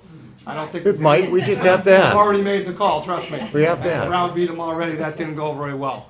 But, Suzanne, your question is very relevant, and because this does appear to show, and this sounds not like a John or Mark question, but the engineer. Bill. Bill should answer this, because this does seem to show the existing parking spaces right along the field as being truncated. Again, and I'm sure there's an engineering. No, there really isn't. One of the things I tried to emphasize at the beginning is this is an image of a field that's yet to be designed. Right. And certainly one of our criteria in doing the actual design of the field, as opposed to a cute graphic, is certainly to respect the existing parking. It does look to me, as I sit here, that there's some potential. It's not in conflict with soccer. It's football that's driving the length of the field, and it does look like there's some room to shift it such that we're out of the parking lot. Does that answer your question, Suzanne? Yeah, I still think we're gonna have problems. I mean, it's gonna be a beautiful field and it's gonna increase people wanting to come to the field. But that's what we want. Yeah. I mean, we want Right. to tie our youth sports at Georgetown Athletic Association with the high school sports. Mhm. We want to have the high school kids coaching, you know, and helping with the youth kids. We want to have our youth kids at halftime playing little games and trying to connect the program so that there's more of a community feel on a Friday night than, you know, our high school guys going out there and having 30 people watching and that's about it, you know. I'd like to be able to tell you, Suzanne, that the planning board would maintain that number of parking spaces, but this is very, very much like the Pembroke. It's an educational use. There may be an exemption for this where the planning board will not get site plan review for this. So there may be no site plan review at all done by We are the partnered with the town. high school, so it's important. We're parents. All the people that we're serving have kids in this school. We have a huge parking issue at the high school during the day. You know, our seniors and juniors are parking in the town parking lot and walking up there. So we don't have any goal to take parking spaces away, okay? But think of this, if you had a high school daughter who's playing lacrosse in this town right now, and there's no place for them to practice, they have to go downtown, cross by Harry Murch Park, and run all the way to Pembroke. They did that today. Right, it's a liability, okay? So you put this project here, they're not running out all over town. Okay, if our kids have got to go to West Street to play in a soccer game, we have to rent buses to get them from the high school down to West Street to play a soccer game, okay? Or you get on West Street when there's a high school soccer game. It's a liability because they're parked all the way down past the well fields. There's not, that's a real parking issue. But parking here for games, I mean, Jimmy knows, if you went to a football game here in the 70s in Georgetown, the town was shut down. You go to a football game now, there's 100 people there because there's no place to sit and the facility's a mess. And not only is that, is the parents don't want their kids to play because it's a safety issue. We have a lot of serious injuries that are happening on this field right now. And that's one of the things that the Georgetown football partners came and spoke about. you know, I played football on this field, and then I went to Exeter for a year, played on that. And then I went to University of Lowell and played on the second worst field in the state. And I just tell you, from going to the two worst fields in the state to the best one at Exeter, you don't believe what it's nice to have a good footing underneath you. So many people got hurt from playing in that football field. It just was not as, and it wasn't the town. Most of the people weren't from town. The out of towners weren't expecting to hit a soft spot or hit a. I mean, we were all expecting it. We never, as you went in skiing, we never leaned into the corners as we ran around the corners. But it was basically. I'm not against it at No, it's just basically a home field event. I think. All avenues need to be, No doubt. looked at Just as because, soon answer all the questions you know, in this forum. Absolutely. just want to be able to look at, I mean, I don't want to see a field just put there, just like, okay, we have turf now, great, you know? Just so you know, we've been on this project for 3 years. Yeah. And again, we looked at every single field in town, and we analyzed games, practices. I mean, we have a field usage study that was done that they'll use in the open recreation. So we logged every practice, every game by every team and every organization in this town. So we know exactly what fields are being used, how long they're being used.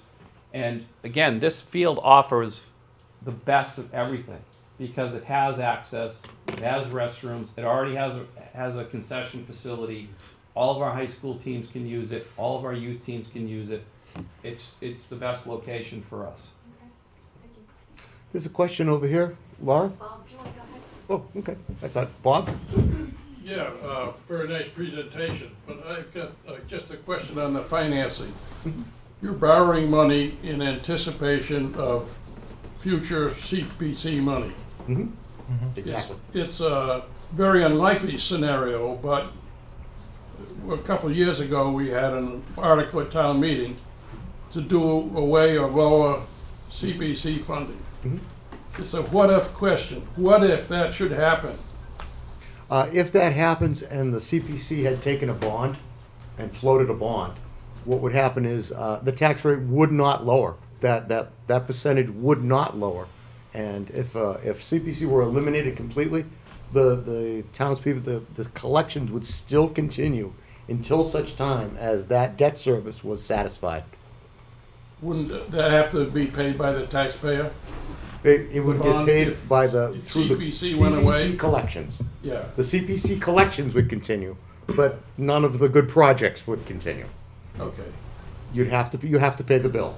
So that is a possibility, highly unlikely that our tax rate could go up if CPC went away. No, No, Bob, maybe I misspoke. That's not what he said. Right, no, it will not go up. It would not go up. The CPA surcharge would continue as it does right now You just wouldn't get as much money. until because the state such wouldn't be time kicking in as any money. the bill was paid. Until Yeah, it that would be- bond was satisfied. For any project that CPC, if CPC stopped tomorrow and we funded Willowbrook Farm, the CPC would still be collecting that money till it was paid. Yes, the treasurer's office would Right. still be pulling it in. So The only difference is So there'd be here's your no, taxes though, you're already, that's what you're And paying. you wouldn't get the there'd be no match. additional projects. So if the town And- decided to do that, they'd be cutting themselves in the throat because they wouldn't be getting the match. So basically, they'd be saying, we're gonna stop CPC funding. We're gonna still have to charge ourselves, but we're not gonna get the match from the state.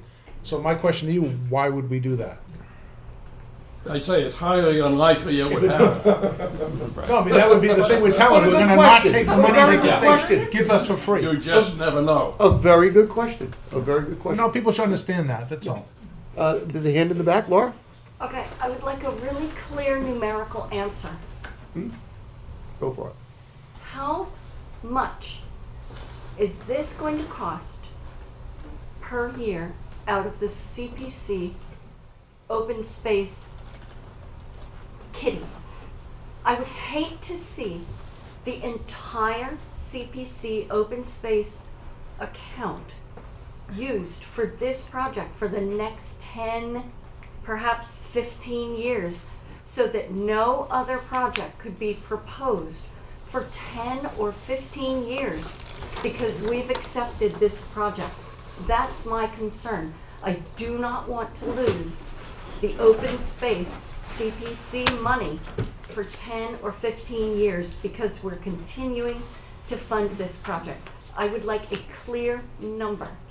Laura, I cannot give you that clear number because one of the things that we've seen is a 15-year debt service that was, just came out today, from bond council. We also saw a 10-year schedule. You have to bear in mind that that will be combined with, any other bonds that may be coming from CPC, such as, Wheelerbrook CR. That's also being proposed to be bonded as well. They will most likely be combined due to the fact that, to do two separate bonds means you have two separate costs for creating the bond, so to speak. That's somewhere in the 30 to 50 range for each one of them. And so most likely what would happen in the end is that they would be combined. But I do not have. We're talking, we discussed this previously, we are talking a vicinity of $100,000 a year. It's, You can talk well, all around it. you're talking vicinity. We're looking at the. I don't believe it's right to ask us to vote on something that we can't see what the actual numbers are and what the effect will be on the CPC. So will we have those numbers for I town understand the meeting? question, and I will take it upon myself to have those numbers for you, and the Because debt that's a very service. serious It is. consequence It's extremely, of a you're paying project. $250,000 in interest on this. The but remember, they can only bond the towns. We cannot bond the matching fund portion of the CPC. It's only local collections that So, you know, There's a Use the certain service limit below. you can use each year. You can only use a certain amount toward recreation each year.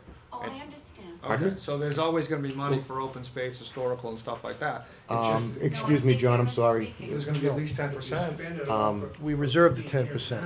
What's that? We always reserve the 10%. Reserve 10%, but you can reserve or spend it. So Okay. in effect, what could technically happen is up to 80%, 75% of the debt service, 75% of the monies that are collected could end up having to pay for this. That could happen, depending upon the match.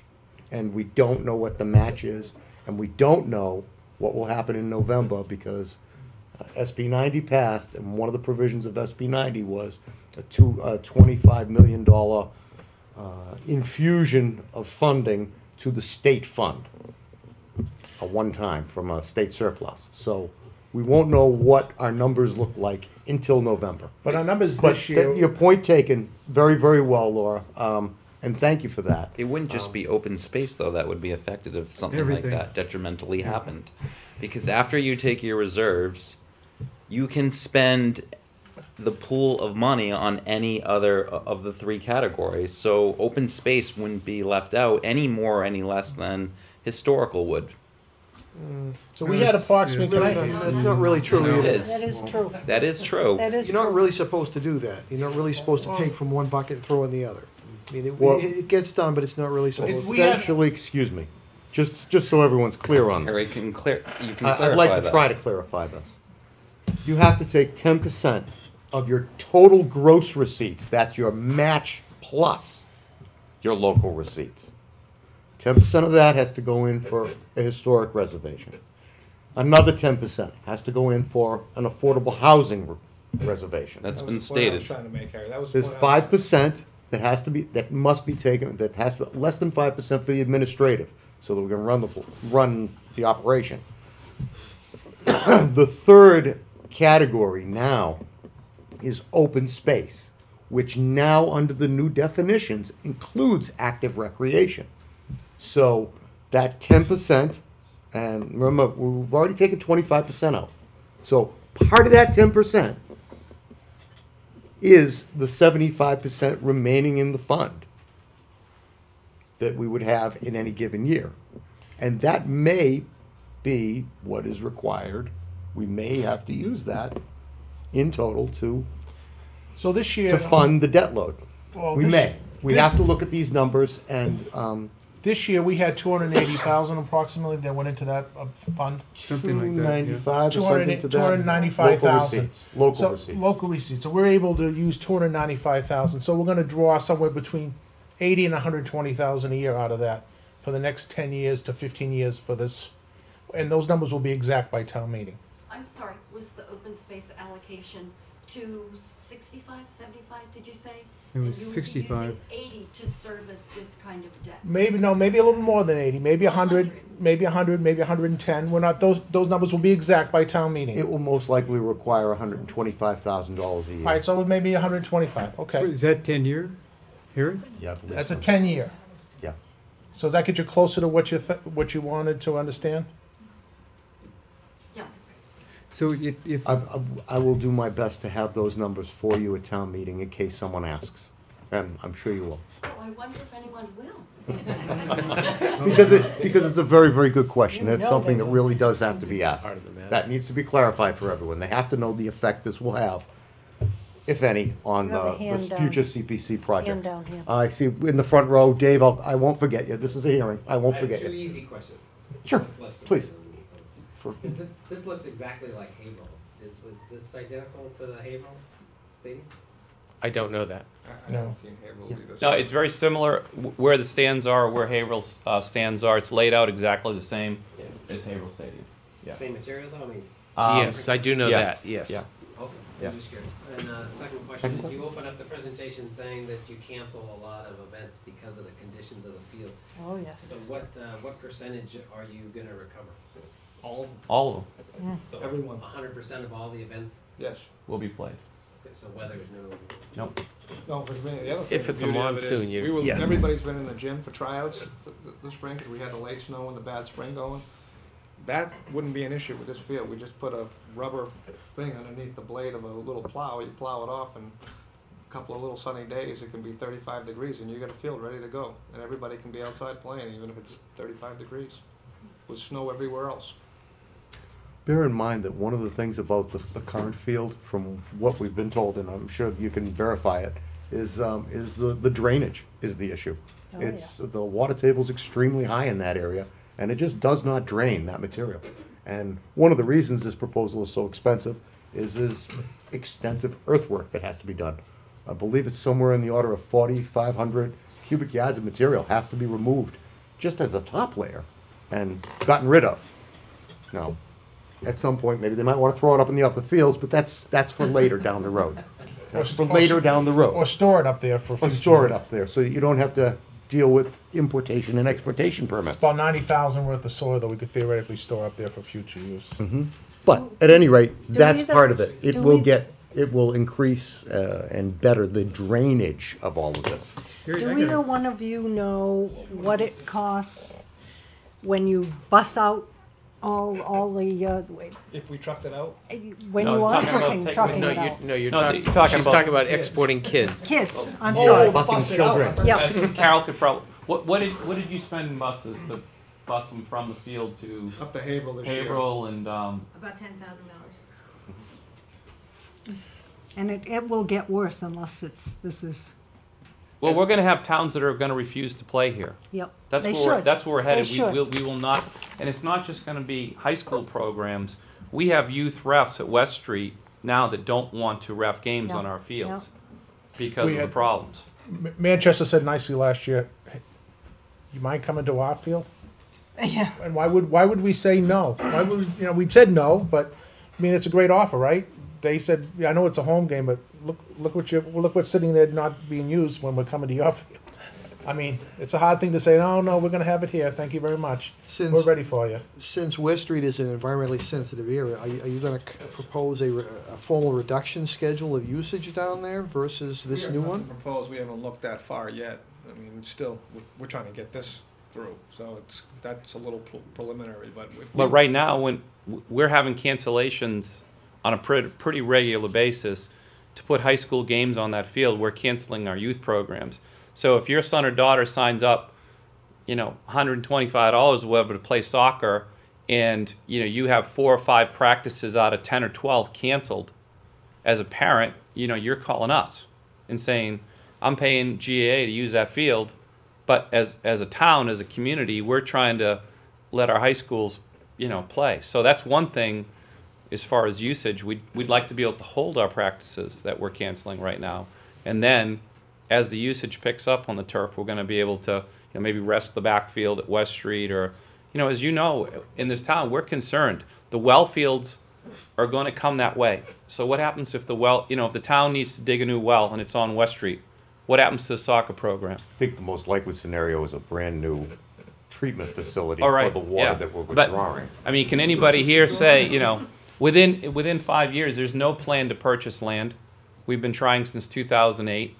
The well fields or a treatment facility are going to go on to West Street. We're building a brand new school at Pembroke, which we use those fields 7 days a week now. So that's going to be a construction zone for 3 years. It's going to be a mess. And this is a field that could be, if we kicked it off, we could be playing on this field in 2014. I saw a hand in back. Dave, did you have a question? Somebody stated that the fields at West Street were regulation size. No, Where did you hear that? no, we didn't state they're not regulation. You said you had to move them. We used to have the state finals up at West Street all the time. We didn't No, we state. said we had to move high school games We had to move off high the school field up to the West Street. up to fields. West Street. We're not moving games off of there. We're worried about the well, if the wells ever have to be put over there, if they ever have to move, then we might have to move off I those think your fields. biggest problem down there, down the high school field, is going to be parking, the same as up at West Street. But that's no different than the problem that is right now. But you're going to be in a more residential area with the parking. You're going to increase your, and I'm for this project, okay? Yeah, we're gonna increase the usage, but not the amount of people there at one time per se. I mean, hopefully there will be more people there. I heard this argument, and when I started West Street, and there was one field up there, and I built all of them, and you get more people coming, and you're gonna have that same problem. And it isn't, you have enough of parking there, but you have to, if a game starts at 8, and the next one gonna be start at 9, you started at 9:30, so the cars are gone before that. you will have a And that's what I was crossover fighting for issue. years up at West Street. Yeah, And there'll no, be a and the crossover GAA wouldn't do anything about, we can't change the time of the game because of NAFTA, whatever they call Well, it. the soccer probably Yeah, was trying. they couldn't change it, and that's all they needed to do. And if you don't address this before you do it, you're gonna run into that problem. Well, if we run into those problems, I mean, obviously, we'll have to space the games out. You'll be, a half hour. Half hour, something, do right? it, do it, Yeah, I the mean, we people are can get around gone. some of Thank you, those David. issues It with sounds just as though scheduling. you've raised an excellent point that does have a solution, and it's up to But they should look the at it school. before. Everybody It'd be up knows to though the the school issue. and the GAA Down, to collectively. right. Down at resolve West it. Street, the issue is spacing the games out a half an hour. Is you're paying refs, okay, it's $130 a game, and you're not going to pay somebody $65. No organization in the world is going to pay them $65 to wait, right? But again, here in this location, you've got on a Saturday, which would be your busiest soccer day here. You've got 45 spots here. You got 85 or so in the main parking lot. 45 or so up top. At West Street, we have 60 parking spots. So we're increasing the parking by 3 times. So it is going to help. And also, we're in downtown. Maybe people will come down and use the downtown. Maybe they'll go by a sub or go to the mobile station, or, they'll be in town. They're not going to head to Groveland or head to Boxford after. So the more people that we can bring into the center of this town on a Friday night, I think every business in this town would like to see 500 to 700 people at that football field. They'd go to the restaurants, they'd go to the sub shops, they'd spend time in this town. And right now they're not. So that's the part of the community side of No, it. you're right. We want that parking lot packed as Also, many days as we can. bear in mind that this, as was stated by Bill, this isn't a full design yet. There's also, there's many other aspects of the parcel that you could look at. One of the things that probably hasn't been examined is a possibility of extending High Street with possible parking there. So that would be up at the upper level. So there might be, and some people could park there and walk right down, because the elevation between High Street and the upper fields is negligible. But it has not been explored, to my knowledge. Hopefully, this will explore that, hopefully. And hopefully the Open Space and Recreation Plan can examine it as well. Another question? One more question. You have as many as you want. This is an open hearing. Did you examine any other sources of funding? Like, what would, I really love the project. I do. I just don't want to sacrifice our open space money for 10 to 15 years to achieve it. So I'm curious whether you explored any other sources of funding. What would it do to our tax rate if it were, There's no If it- change in your tax rate now. Excuse me, I understand that. Oh, I okay. do understand that. Okay. But if you did not fund it with CPC money and you funded it with some sort of, I don't know, what would it be called? A bond, an override? I don't know what it would be. What effect would that have on our I tax can rate? tell you- And I why can did answer you that not question. go I that can way? answer that question Because for I you. believe you have a ton of support for this in town.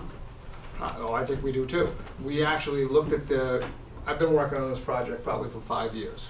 And originally, this SB 90 had not been passed. We waited for multiple years to get SB 90 passed because we were in front of the school committee and the selectmen asking if we could do the project GAA on our own. And the town would not go for that because they didn't like the risk associated with a private organization doing something on public property if we weren't able to perform as we said we were going to perform. So we've explored the option of doing it all on our own, but there was a lot of conflict between public and private. How do you do private funding on a public piece of property? There was a lot of issues that we couldn't get through. And we could not get the support of the school committee or the selectmen to do a completely private project on a public field. And what about coming and funding it through our taxes? It What won't effect- happen. It will never happen. We wouldn't support it if it was coming from your taxes. Originally, the plan called for a $4.1 million project up on the top field. It included track, lighting, turf field, the whole thing, a big, big project. And at GAA, we said, we're really not for this project. We like the idea of a turf field. We're not for putting more money onto the taxpayers. We just don't think that that's right. But what we do think is right is that using CPC money that's going to benefit a third maybe of the townspeople in this town, a third of the taxpayers in this town are going to get a benefit, minimum, a benefit from this project. And you're going to get up to $1 million donation over a 15-year period. I don't think there's any other project in this town that's ever can say that they have that kind of support, that kind of private money, and that kind of bang for the public taxpayer dollar that this project's going to get. You might have open space projects, but how much are they really being used? How much is, when we go do, how much is somebody using Camp Dennison, for instance? It's beautiful down there. But how many, 2% of the population is using that? It's used a lot. Yeah, I know, but And not, in America. I'm talking. Perhaps Many we shouldn't projects. compare Many projects. Okay, but I'm just saying, if you want to Apples just and look oranges. at all the different projects over the town, and, you know, maybe I don't need to list them out and compare them directly, I don't want to embarrass anybody, but if you just look at it and think about how many people are going to use this and how many people are getting the use out of their tax dollar on this project, it's way, way, way over the top of anything else we can do in the town. Way over the top. I would venture to guess that it would be equivalent to even more than every other project combined that we've done with taxpayer dollars through CPC, of the townspeople getting the benefit out of this project. Did I see another hand in the, oh, I'm sorry, Paul. Did you have a question? No, just to John. You're absolutely right, but to me, that would speak to this project being a town capital funded project, not a CPC. I mean, I realize we can't do It's on a that. tax dollar again, though, you know what I mean? But it all comes out, it's always a tax dollar.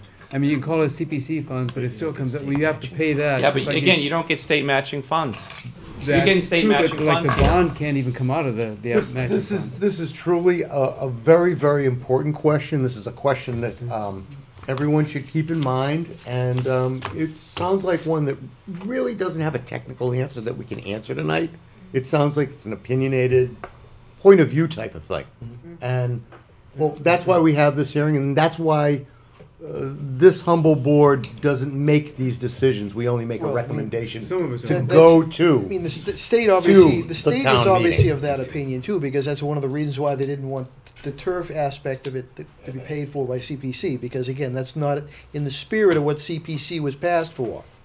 The CPC was amended this year because, Right, but okay, in towns that are not, I'm aware of that. you know, they're not out doing open space. Because they projects. don't have any open space. Right, they have huge athletic facilities. They have that- painted pavement, Right, that's that their that open need to space. be, that need to Green. be upgraded. Okay. But it goes back to, if we don't fulfill the town's need with the resources that we have available, okay, what's the point of the resources? Well, I mean, it's, as I said, I agree, it's a needed project, it's a good project, it's just that it's taking the funds out of, you know, an area that won't be funded again, that's. And people need to know that, I and think they can make the people listen to decision you. on their own. And there was a question in the back. I know I saw a hand. I didn't. Oh, there you go. Juliet? Being a member of Park and Rec, I recognize and appreciate your question as far as if this passes town vote, bonding would hold up some money from open space and recreation for the next up to possibly 15 years, 10 to 15 years. And of course that would affect Park and Rec very much so. I am very in support of this project. I think at the end of the day, even though I feel this may potentially hurt some future Park and Rec projects ever getting recommended to town vote because the monies maybe won't be there with CPC fundings, because a lot of it may be eaten up through this. At the end of the day, I think I'm still in support of the project because I look at all these different organizations that are asking for money in town, and it's wonderful this year that so many different organizations came up with requests for projects. But to me, at the end of the day, it's who's going to get the most use out of it. And I think, John, you've made a great point, because 3,000 to 4,000 people and stuff, I mean, with some of these projects that get recommended, maybe only a couple hundred people benefit from it, maybe only 500 people. But again, also with the matching funds of $1 million, I really feel like it's a really good use of CPC monies. And yes, it will affect Park and Rec if I stay on the board for the next 10 to 15 years, and maybe any future projects I think Park and Rec would like to suggest. But I think at the end of the day, I'm definitely in support of it, because so many people will be able to benefit from it. Because I think that's what CPC money at the end of the day, really, who's going to benefit the most? How many people are going to benefit? You know, and like you said, with the increased involvement downtown and stuff, keeping people in the town, generating money. I mean, the project is huge. It's going to do so much for the town. And I think that's what we're all working towards at the end of the day, you know. Not just what GA and parents with kids want, but how many people at the end of the day are going to benefit in town from tax dollars, you know, as you say. Because I know the town's getting my tax dollars regardless for CPC money, so I'd like it to go to the most people possible, not just maybe what I want, but what the most people are going to benefit from. So I think that's what's important too, you know, at the end of the day, to take from this all. Thank you, I mean, Julia. just a comment, you know, maybe that helps. Definitely. I'm sorry? No, I was just gonna say, let the kids play too. I mean, that's the biggest. Yeah. That's the biggest issue here. I mean, That's the true. parking lot is not ideal, but this isn't about the parking lot. It's about the kids Everyone has playing. a right to make their opinion, and I think that's what this meeting's about, and it's not to just degrade anybody for their comments, it's to promote awareness, and that's, I think this meeting is good because a lot of people in town are listening, and they probably, you know, if they listen to it all, I bet you they've been swayed up to different avenue, or their take on what's been said here would probably open up their eyes to some of the issues that we can't really discuss in town meeting, and we've been discussing this for 45 minutes. I mean, you know, luckily this is some information that they're gonna bring to them at town meeting, and hopefully, you know, it won't be a 2-hour article. I mean, if it is, that's fine, that's what town meetings are for, but let's, you know, this is a small group, and look how long we've been going. But it's very, very good questions. And in the spirit of that, are there any more? I just have just one quick one. This is a technical one. What constitutes wear on a turf field? How do you know when it's time to replace it? Good question. First of all, it's important to understand that 90% of the wear has nothing to do with the use. The plastic is the same Sun plastic breaks down. that's in that water bottle right there. And if you take the water bottle to the beach for 10 years and leave it there, you come back, you can pick it up with your hand, it's lost its tensile strength, it's become brittle, it's become dried out. The polymers break down in the presence of ultraviolet light. And if you can solve that problem, you can patent it and make a bazillion dollars. Well, next project could be a cover over the top of it. Well, actually, some folks do cover. They become a lot of money. So the reality is, you want to cycle as many kids on and off the field as you can, because it really, the majority of the wear and tear is not a function of use. It's a function of age. Excellent question. Having said that, we've done 4 or 5. This technology began in the late 90s.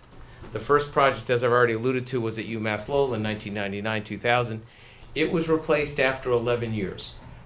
We've done 4 other replacements of some of the earlier fields. Stello Stadium in Nashua, Marciano Stadium down in Brockton, and a handful of others. They've all lasted about 11 years. At that point, the fiber loss is so great that you're playing on the infill, and it affects ball control, particularly for small ball sports like field hockey. At that point, just like this carpet, you make a decision based on aesthetics, based on safety, based on the performance of the ball, that the carpet needs to be replaced. Now, the carpets that were installed 11 and 12 years ago were two technology shifts earlier in terms of the polymer, the UV stability, the cross-section of the extrusion of the fiber. We're thinking today, we don't know this, but based on laboratory results, both by the vendors and by places like Penn State University, we're thinking that the current technology fields will last between 14 and 15 years. That's the projection. So it's really a function of how do you know? You look at your watch. Interesting. I have a question, and it relates to the breakdown of the carpet. Yes, sir. Maybe this is something that's been technologically changed, but I don't think it is. Does these fields, as crazy as it sounds, do they need to be watered Yeah, when it's a very, great very hot? question. They never have to be watered. Okay, they need to We be cooled. bring water to every field. Okay. And we give the owner the opportunity to, if you're doing football 2-a-days in August, and you've got a clear day with the temperature in the mid-90s, you have the ability to water the field down, and evaporative cooling has been shown to be very effective in knocking the temperature down to ambient conditions. Gonna make a giant swamp cooler out of it? That's basically what it is, evaporative cooling. Interestingly, we've designed, and by the way, we're not turf guys. We're athletic facilities planners and designers. We do more consulting related to natural grass than we do synthetic turf. We don't have a dog in the fight. It's a tool for communities like this to make a better facility where you might not be able to do so otherwise, and to sustain demands that you might not be able to sustain otherwise. But you're our expert to tell us about all of this Yes, stuff. and I'm happy to do that, but I don't want to give the... And I'd like to thank you for that, because these are technical questions. Oh, no, None we of us want to know the thank answers you. to. We're thrilled to be here. The point of the discussion... Was the water, the cooling. Was, thank you, got Because it. I saw irrigation, Got it, yeah. irrigation well installation is We- one of the we- cost codes for the breakdown. We've designed and administered construction of 150 of these in the interim 12, 13 years since the technology was fielded. We did a survey of our owners and said, how's your field performing? What do you do to maintain it? Da, da, da, da, da. One of the series of questions we asked them was, we brought water to your field for purposes of evaporative cooling. How often do you do that? And does it work? Anyone want to guess the answer? What area are you in? Well, unless This it was sample survey. unless What it area? was- are you in? New England. In New England. Yeah, Thank in you. Texas you'd get it, but not in New Yeah, England. Arizona and Texas, you probably would get it. And by the way, their fields don't last as long. Oh, right. More, more UV. Yeah. But the answer, and they play on them year round too. The answer to the question is we don't do that. We're not sure why you brought the water to the field. Interesting. There's a handful of places that are doing summer camps with little kids, or they're playing field hockey. Field hockey likes to wet their fields because of the sliding tackles and because it behaves differently. Okay. That's a very long answer to your question. No, it's very informative. We do bring water to them. You do have the opportunity to do that. Penn State, again, is a great information source.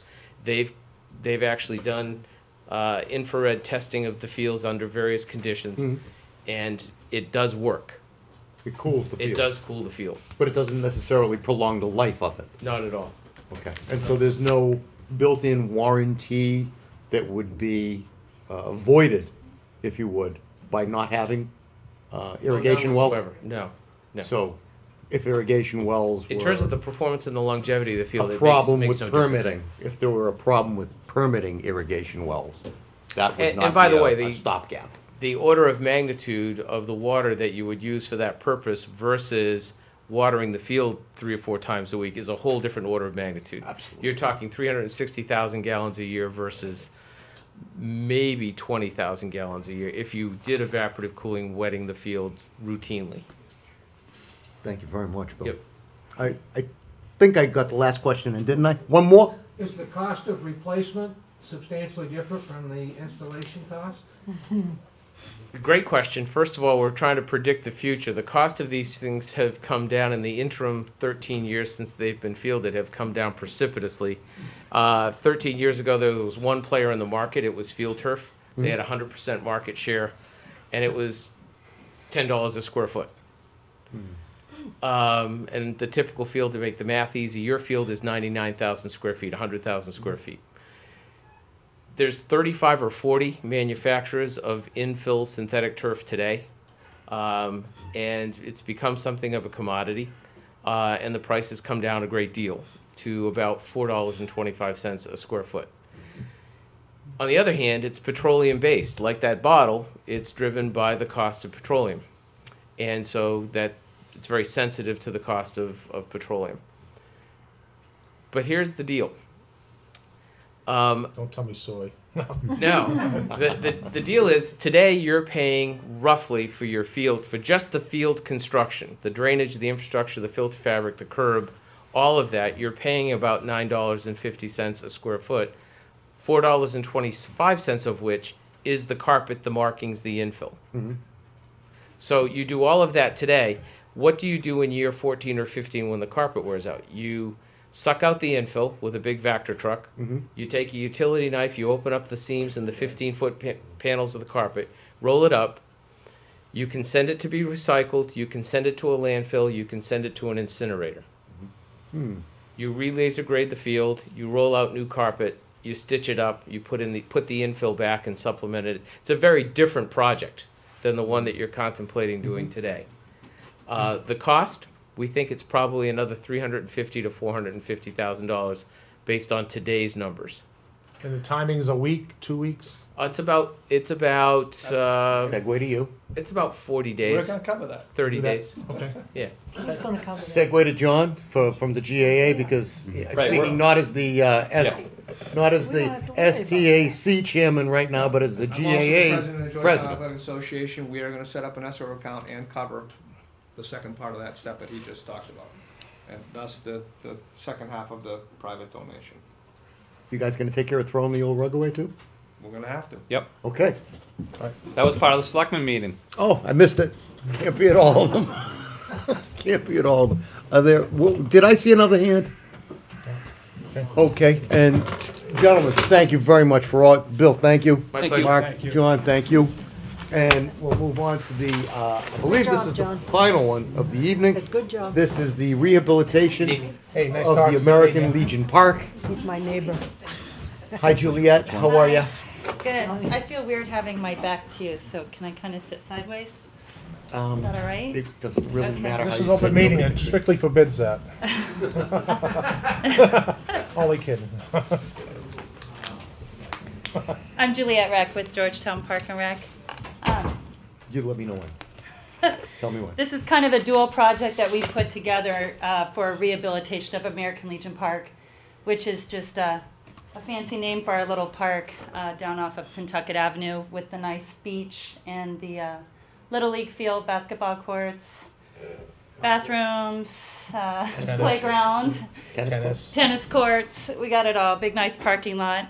And stage. Yes, and a big band shell, I guess it's called, or stage with a nice area that holds the summer concerts and stuff. So that's the park in Georgetown that we're talking about next. The first part of the rehabilitation of American Legion Park is to install a 20 by 26 foot pavilion. We would like to see an all steel, galvanized steel with the powder coating on the outside. We're not really in favor of a wooden structure. But this would be a pavilion that would be able to hold 6 ADA accessible picnic tables. We'll probably do 3 8-foot and 3 6-foot picnic tables, including engineering stamp papers, all ADA accessible, with a cement flooring as well. We'd really like to see that in the scope of the project. Part 2 of this was to the playground, to repair, remove, and replace existing structures. It's a very big playground. It's got a lower section and an upper section. We'd like to make it all ADA compliant, which it is not right now. Environmentally friendly as possible with the new structures going in, and just modern and safer structures. Next slide, please. I'll just do a little background on the pavilion and then I'll move to the playground. I listed a bunch here of what Park and Rec kind of came up with together. But the main vision of having a pavilion down there, it's probably going to be, if you're familiar with the park, where the big metal swings are down in the nice grassy area in front of the sand. So it will be looking right at the water at the beach. And it's really just to host community events. We'd like to see local businesses, preschools, schools, churches, family reunions, birthday parties. We'd like to put a barbecue grill on each side. Just a nice shaded covered area to have picnics, barbecues, whatever down there. I think it's really going to help bring, or Park and Rec feels, it's going to help bring quite a bit of people down to the park, and it's just going to be something I think very nice for the town that anybody will be able to use. Okay, next slide please. A little bit of background on our playground. We believe it was built about 23, 25 years ago. There's still quite a few people in town that helped build that. It was a massive community build at its time, and Georgetown, I'm sure, is still very proud of that playground, but basically these older playgrounds that were built about 23, 25 years ago are becoming unsafe. It's all wooden structures. The wood is starting to become rotted and deteriorating. I put maintenance on existing equipment is becoming exhausted and costly. Park and Rec over the past couple years has really put an effort to start repairing some of the large beams of wood and stuff down there. Just one example, a large beam that holds 4 swings in the upper area of the playground was $500 just to replace one beam. Plus we had to hire 2 handymen to work on that. Plus we had to rent light equipment and heavy equipment just to get it installed. So that's just one small example of how costly something like this would be if we wanted to go and just repair all the existing wooden structures that are there. Play structures are old, outdated, and no longer compliant with present code. The playground is not ADA compliant with today's standards anymore, which in Georgetown, we 100% want the playground to be ADA accessible. And as far as present code, there's really no specific playground police that I've heard of, but we want to make sure we're following all correct codes. For example, we don't have a wood fiber safety surfacing down at the playground, which is required now at all playgrounds that are built today, just for safety of the kids. The fall zone, at the end of each slide, you need 8 feet, which we do not have at the end of our slides. The slides at the playground are old metal slides, and they're burning the kids. You can't even go down those slides hardly in the summertime unless the kids have pants and stuff on. It's all wooden structures, so the kids are getting splinters, clothes are getting torn. We have a maintenance man on staff late spring through summer, and he's just constantly hammering nails back in, trying to repaint the graffiti, everything on wooden structures. So this is just some of the background of why we would like to see just more modern, safer structures that you see at our neighboring towns, like in Newburyport and in Boxford has some, West Amesbury has the nicer, it's plastic and galvanized steel. I'll show some pictures in a few minutes of the playground equipment. Next slide, please. The vision for the playground, it's in 2 sections. If you guys have been down there, lower section, upper section. Lower section will be age 2 to 5, upper section age 5 to 12. And we've broken it down a little bit. We definitely like to have some developmental and imaginative play at the bottom. Tube slides, bridges, climbers, swings, sandbox. And then the older kids up top, more focusing on upper body strength, obstacle course, a lot of climbers, and I do think we'd like to see some swings up there as well. You're always going to have the little kids wanting to go up to the upper playground as well. We would like to see the new wood fiber safety surfacing on both levels, and we don't necessarily have to do the safety surfacing on the entire playground. It just has to be within all fall zones of the playground equipment. So many feet from any equipment has to be the wood fiber safety surfacing, and it will be 12 inches thick. It kind of looks like wooden mulch. I'm no playground engineer or expert on any of this, but from what I've been told, it kind of fastens together, locks in together once it's laid, and it's just what's required nowadays. This is the cheapest, pretty much the cheapest alternative we found. We've looked at a bunch of different options. There's a million different kinds of safety surfacing now. You've probably noticed a lot of playgrounds have the nice, like, it looks like rubber pieces that are all broken up. There's a lot of recycled products and stuff out there. For the really nice stuff that we would like to see, we're probably looking at 7 times more the cost of what just the 12 inches of wood fiber safety surfacing would be. And obviously on both levels of the playground to be ADA accessible. Next slide, please. So the project overview, it's in it's on 3 different slides. First of all, the project would need to go out for public bid. The permitting process, secure tools, light and heavy equipment for the installation and removal of the playground equipment in the pavilion. This will be another massive community build like it was 23 years ago. So we will need all the help we can from the community, along with if this passes town vote with the CPC funding. We will need community involvement on removal of all the equipment plus installation of all the new equipment, including the surfacing, any grading, so forth. Disposal, dumping of old equipment and construction materials. Next slide, please.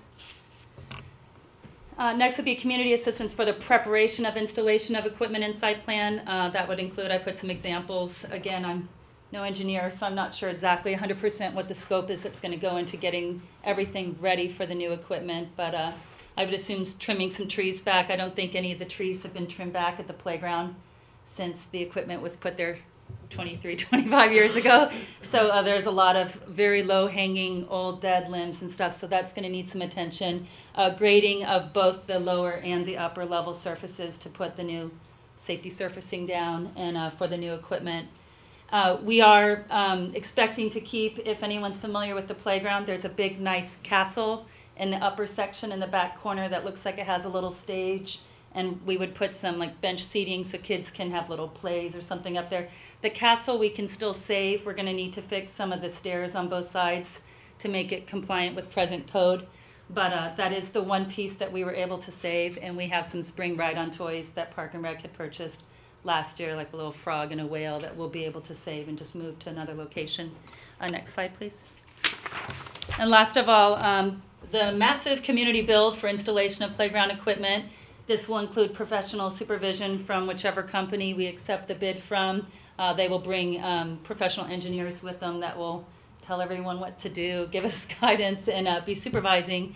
On the pavilion, just based on 3 estimates that Park and Rec had to just kind of put this project into scope, we're getting all kinds of estimates on the pavilion on how much, as far as if it goes out to prevailing wage, would be to install a pavilion and to lay the floor, the cement, or if we're going to want to go ahead and do a professional install, we have to look at insurance liabilities and so forth for that. So we would like to have the option of either a community build or a professional build for the pavilion.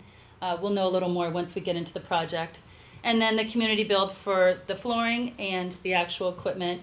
It's going to be about 45 to 55 volunteers coming together. Many people from town donating time, tools, construction equipment, light and heavy equipment.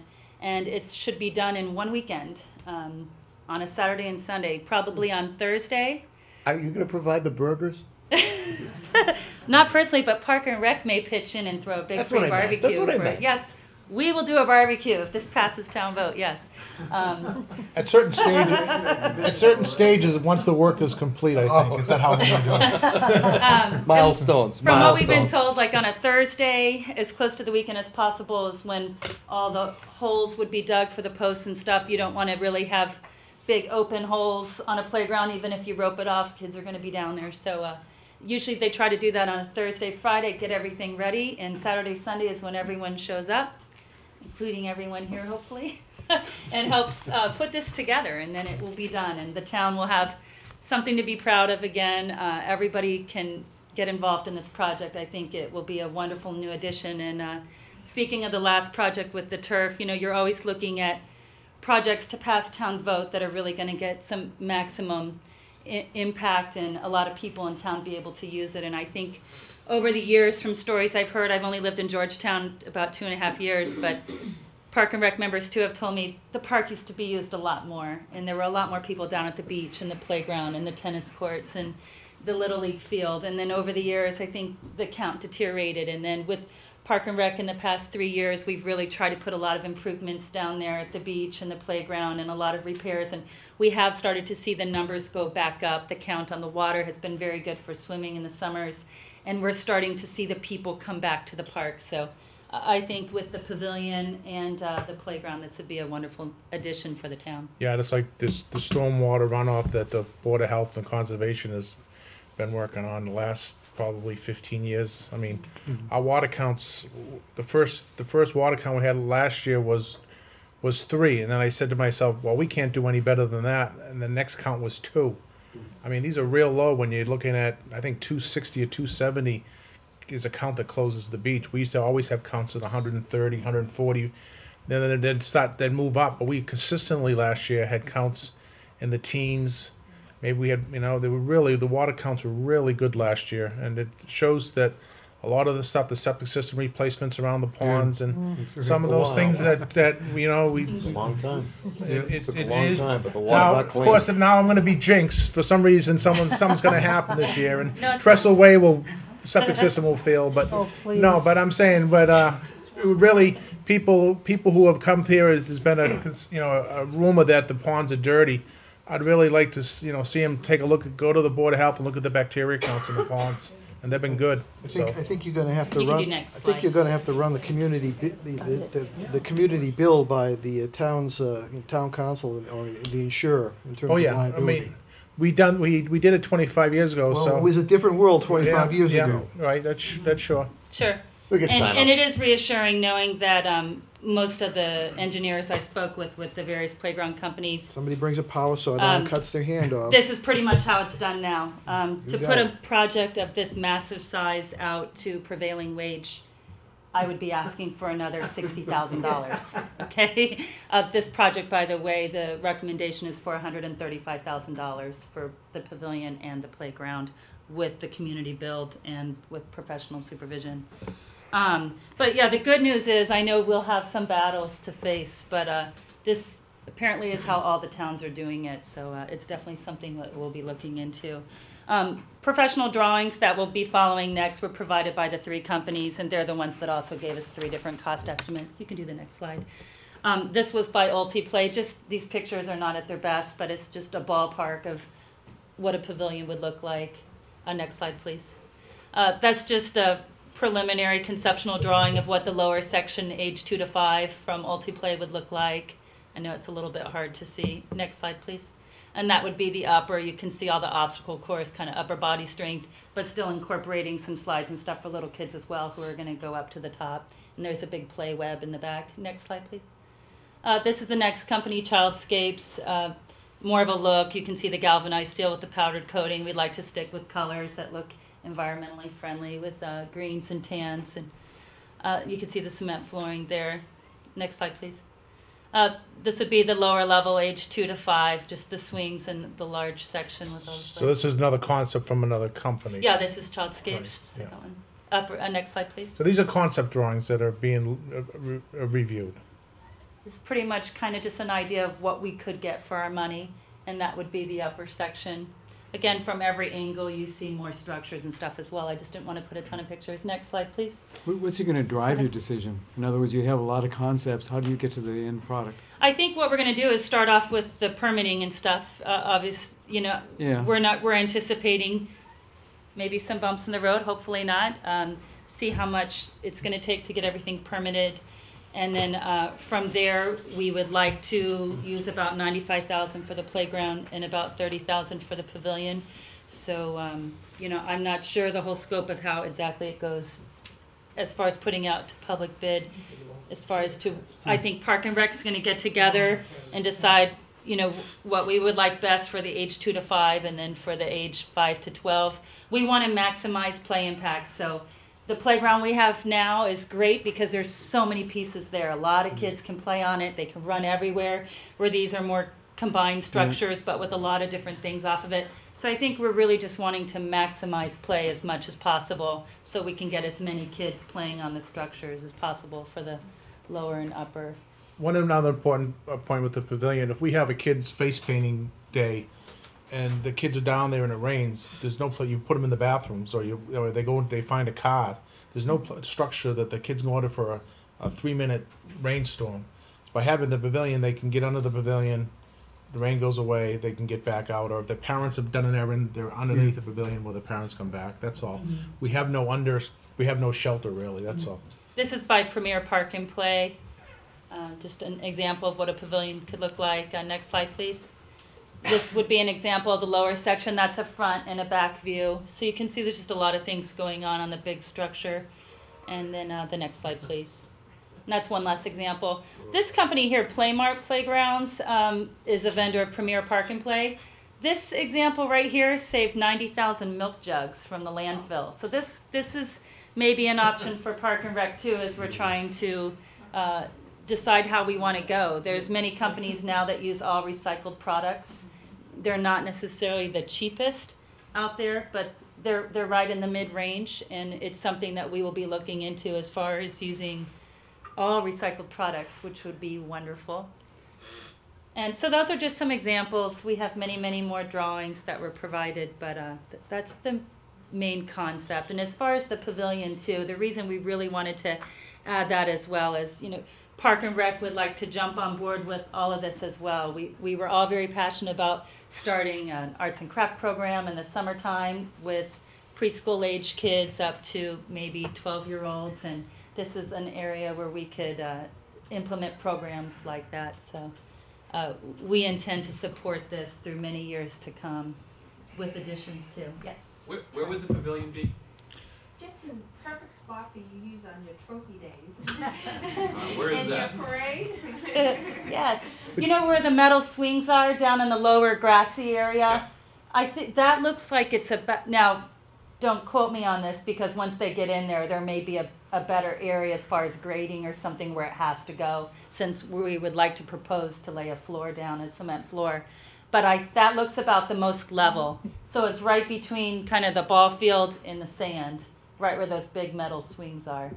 And that looks like a really nice area too, because it's not shaded right there at all. There's no trees, so that would be great. Plus, parents can be there and see the kids. I mean, it's direct view of the water right there too. So, and it's still close enough as far as ADA accessible. We'll need to make that from the parking lot down to pavilion, so we didn't want it too far down. There's a perfect spot that's outside the floodplain and outside the conservation permit area. There you go. It's about this big, and we're gonna put it right there. Will there be any utilities to the pavilion? We're not proposing that in phase one, but from what I've been told, it will be fairly easy to add those with additional, whether it be fundraising or through Park and Rec funding, or maybe through additional CPC requests to have lighting or possibly heating if ever we start ice skating back down there again and stuff. Everybody can lace up skates and stuff there, have some of those heaters, stuff like that. So it's Yeah, something that we're definitely looking into as far as possible lighting and stuff down there, but I've heard it's not too massive of a project to. Yeah, electricity is a big. 18 years. Right now, Never there's seen anyone electricity skate on on the the pole, pond. through the boxes, there's electricity at the tennis court. I know. So you know, when we run events here skated for on it every Georgetown day as a baseball, kid we end up running in the winter. extension cords. Mhm. So I would think if you're gonna put a pavilion there, to trench from the light pole where the box is down, would be well worth it. Put Okay. electricity to that. We'll definitely Yeah. put that in. We'll put that on your list. consideration. No, I mean, it's a volunteer project. No, I'm Sure, you never know. The day we get all the volunteers down, maybe we can get some electricians and stuff down as well and try to include that. That was not initially in the scope of the project, but once we start getting more into the exact numbers and stuff of all this, we will try our best to get it done in the first phase. Also, one more thing to note about the playground designs that you saw. Again, those are just preliminary conceptual designs.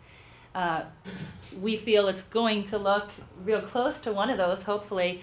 But with all those designs, there was plenty of room for growth with additional, whether it be fundraising or town monies, or if GAA or schools want to hop in. We'd like to see a little playhouse in the lower section, stuff like that. So all the engineers who we're going to ask to provide drawings for us and plans, we definitely want plenty of room to grow with additional pieces added on. It's a massive playground if you add the lower section and the upper section together. So hopefully with a ton of use, if this passes and it gets built, it won't be a problem adding more pieces to it and having it a really nice addition to Georgetown. So my only last important question, since the Park and Rec number is my home address, and my wife is getting all the phone calls, what number, if someone wanted to become a volunteer, what is the best avenue for them to contact the park? Apparently, from what I've been told, when this goes out to bid, whichever company receives the bid, if it's a community build, it's part of the price of the package deal. I've been told you get a package this thick in the mail with all the instructions and advertising, and it gives you step-by-step instructions on how to organize the community build and the flyers that need to go in the newspapers and how to reach out to local businesses and what to say. So what you're saying is people don't have to start calling me in 10 minutes, right? That No, there'll be don't information call out Jim there. Demento. There'll be information in the There'll be plenty paper. of information in Call the paper. Juliet, right? Park and Rec meets the second and the fourth Wednesday of every month at 7:30, and they're public open meetings. So if this project passes town vote, we very much encourage you to come to a Park and Rec meeting if you'd like to help volunteer with any scope of this project. We love to see it. Meetings to go to yet, I'm sure he'd love to. Yes. I don't think I'll be So at don't that. call Maybe Jim, you should just set up come a to a Park and Rec website. You know, meeting. set up a website or a Facebook page or something. We'll do something, but and you can always come to our meetings if you'd like to help. Right. Any questions? I think you guys are going to get a lot of use out of the pavilion. How do you guys plan on organizing the availability of the pavilion? Would they just contact the... Well, right now with Park and Rec, if you want to put in a request to use American Legion Mhm. Park, or is that the only park you have to put in a request? There's a form online to Okay. fill out, so Yep. we will probably, I mean, I would assume the first year, maybe not so much. Right. Really getting people down there, and once we really start seeing a request and demand, if you want to have a graduation party here or a Sure. birthday party here, I'm sure we'll put something online, Okay. a form you can fill out, like a first come, first served Excellent. basis. We will not be able to charge for it, so it would be a first come, first served There- basis. There's a Excellent.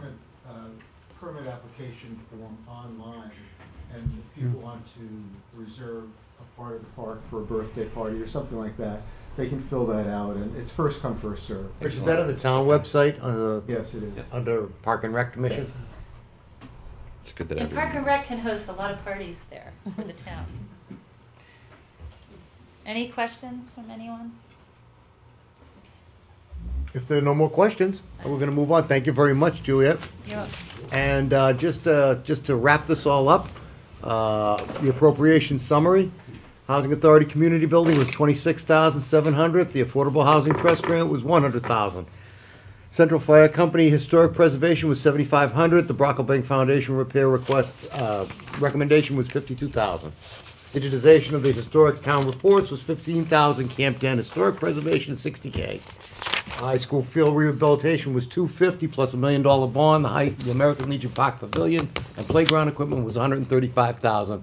Willowbrook Farm conservation restriction was $18,933 plus $131.67 bond.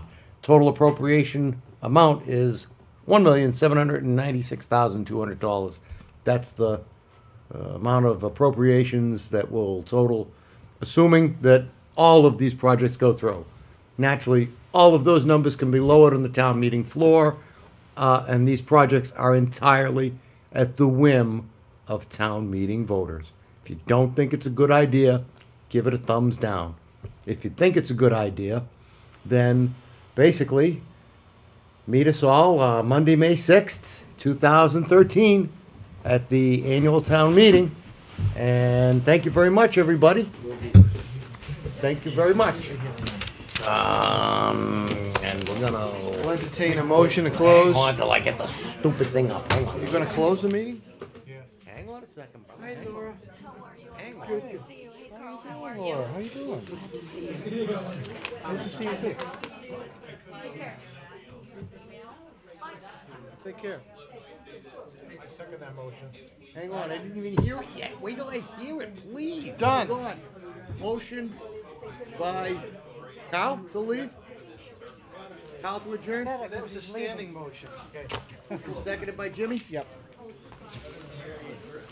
I had a technical CPC question that I didn't ask because I thought it might be embarrassing. All in favor, all opposed, the ayes have it, motion. Aye. Carries. I'm gonna go Motion carries, and they unanimously. And the meeting is hereby adjourned. No, I don't believe so. I said, Meeting is unless you're adjourned. asleep, we're all leaving. I'm close to that too. Oh, I'm close to that myself. Good night, everybody, and I hope to see you all at town meeting on May 6th. Thank you very much. Good night.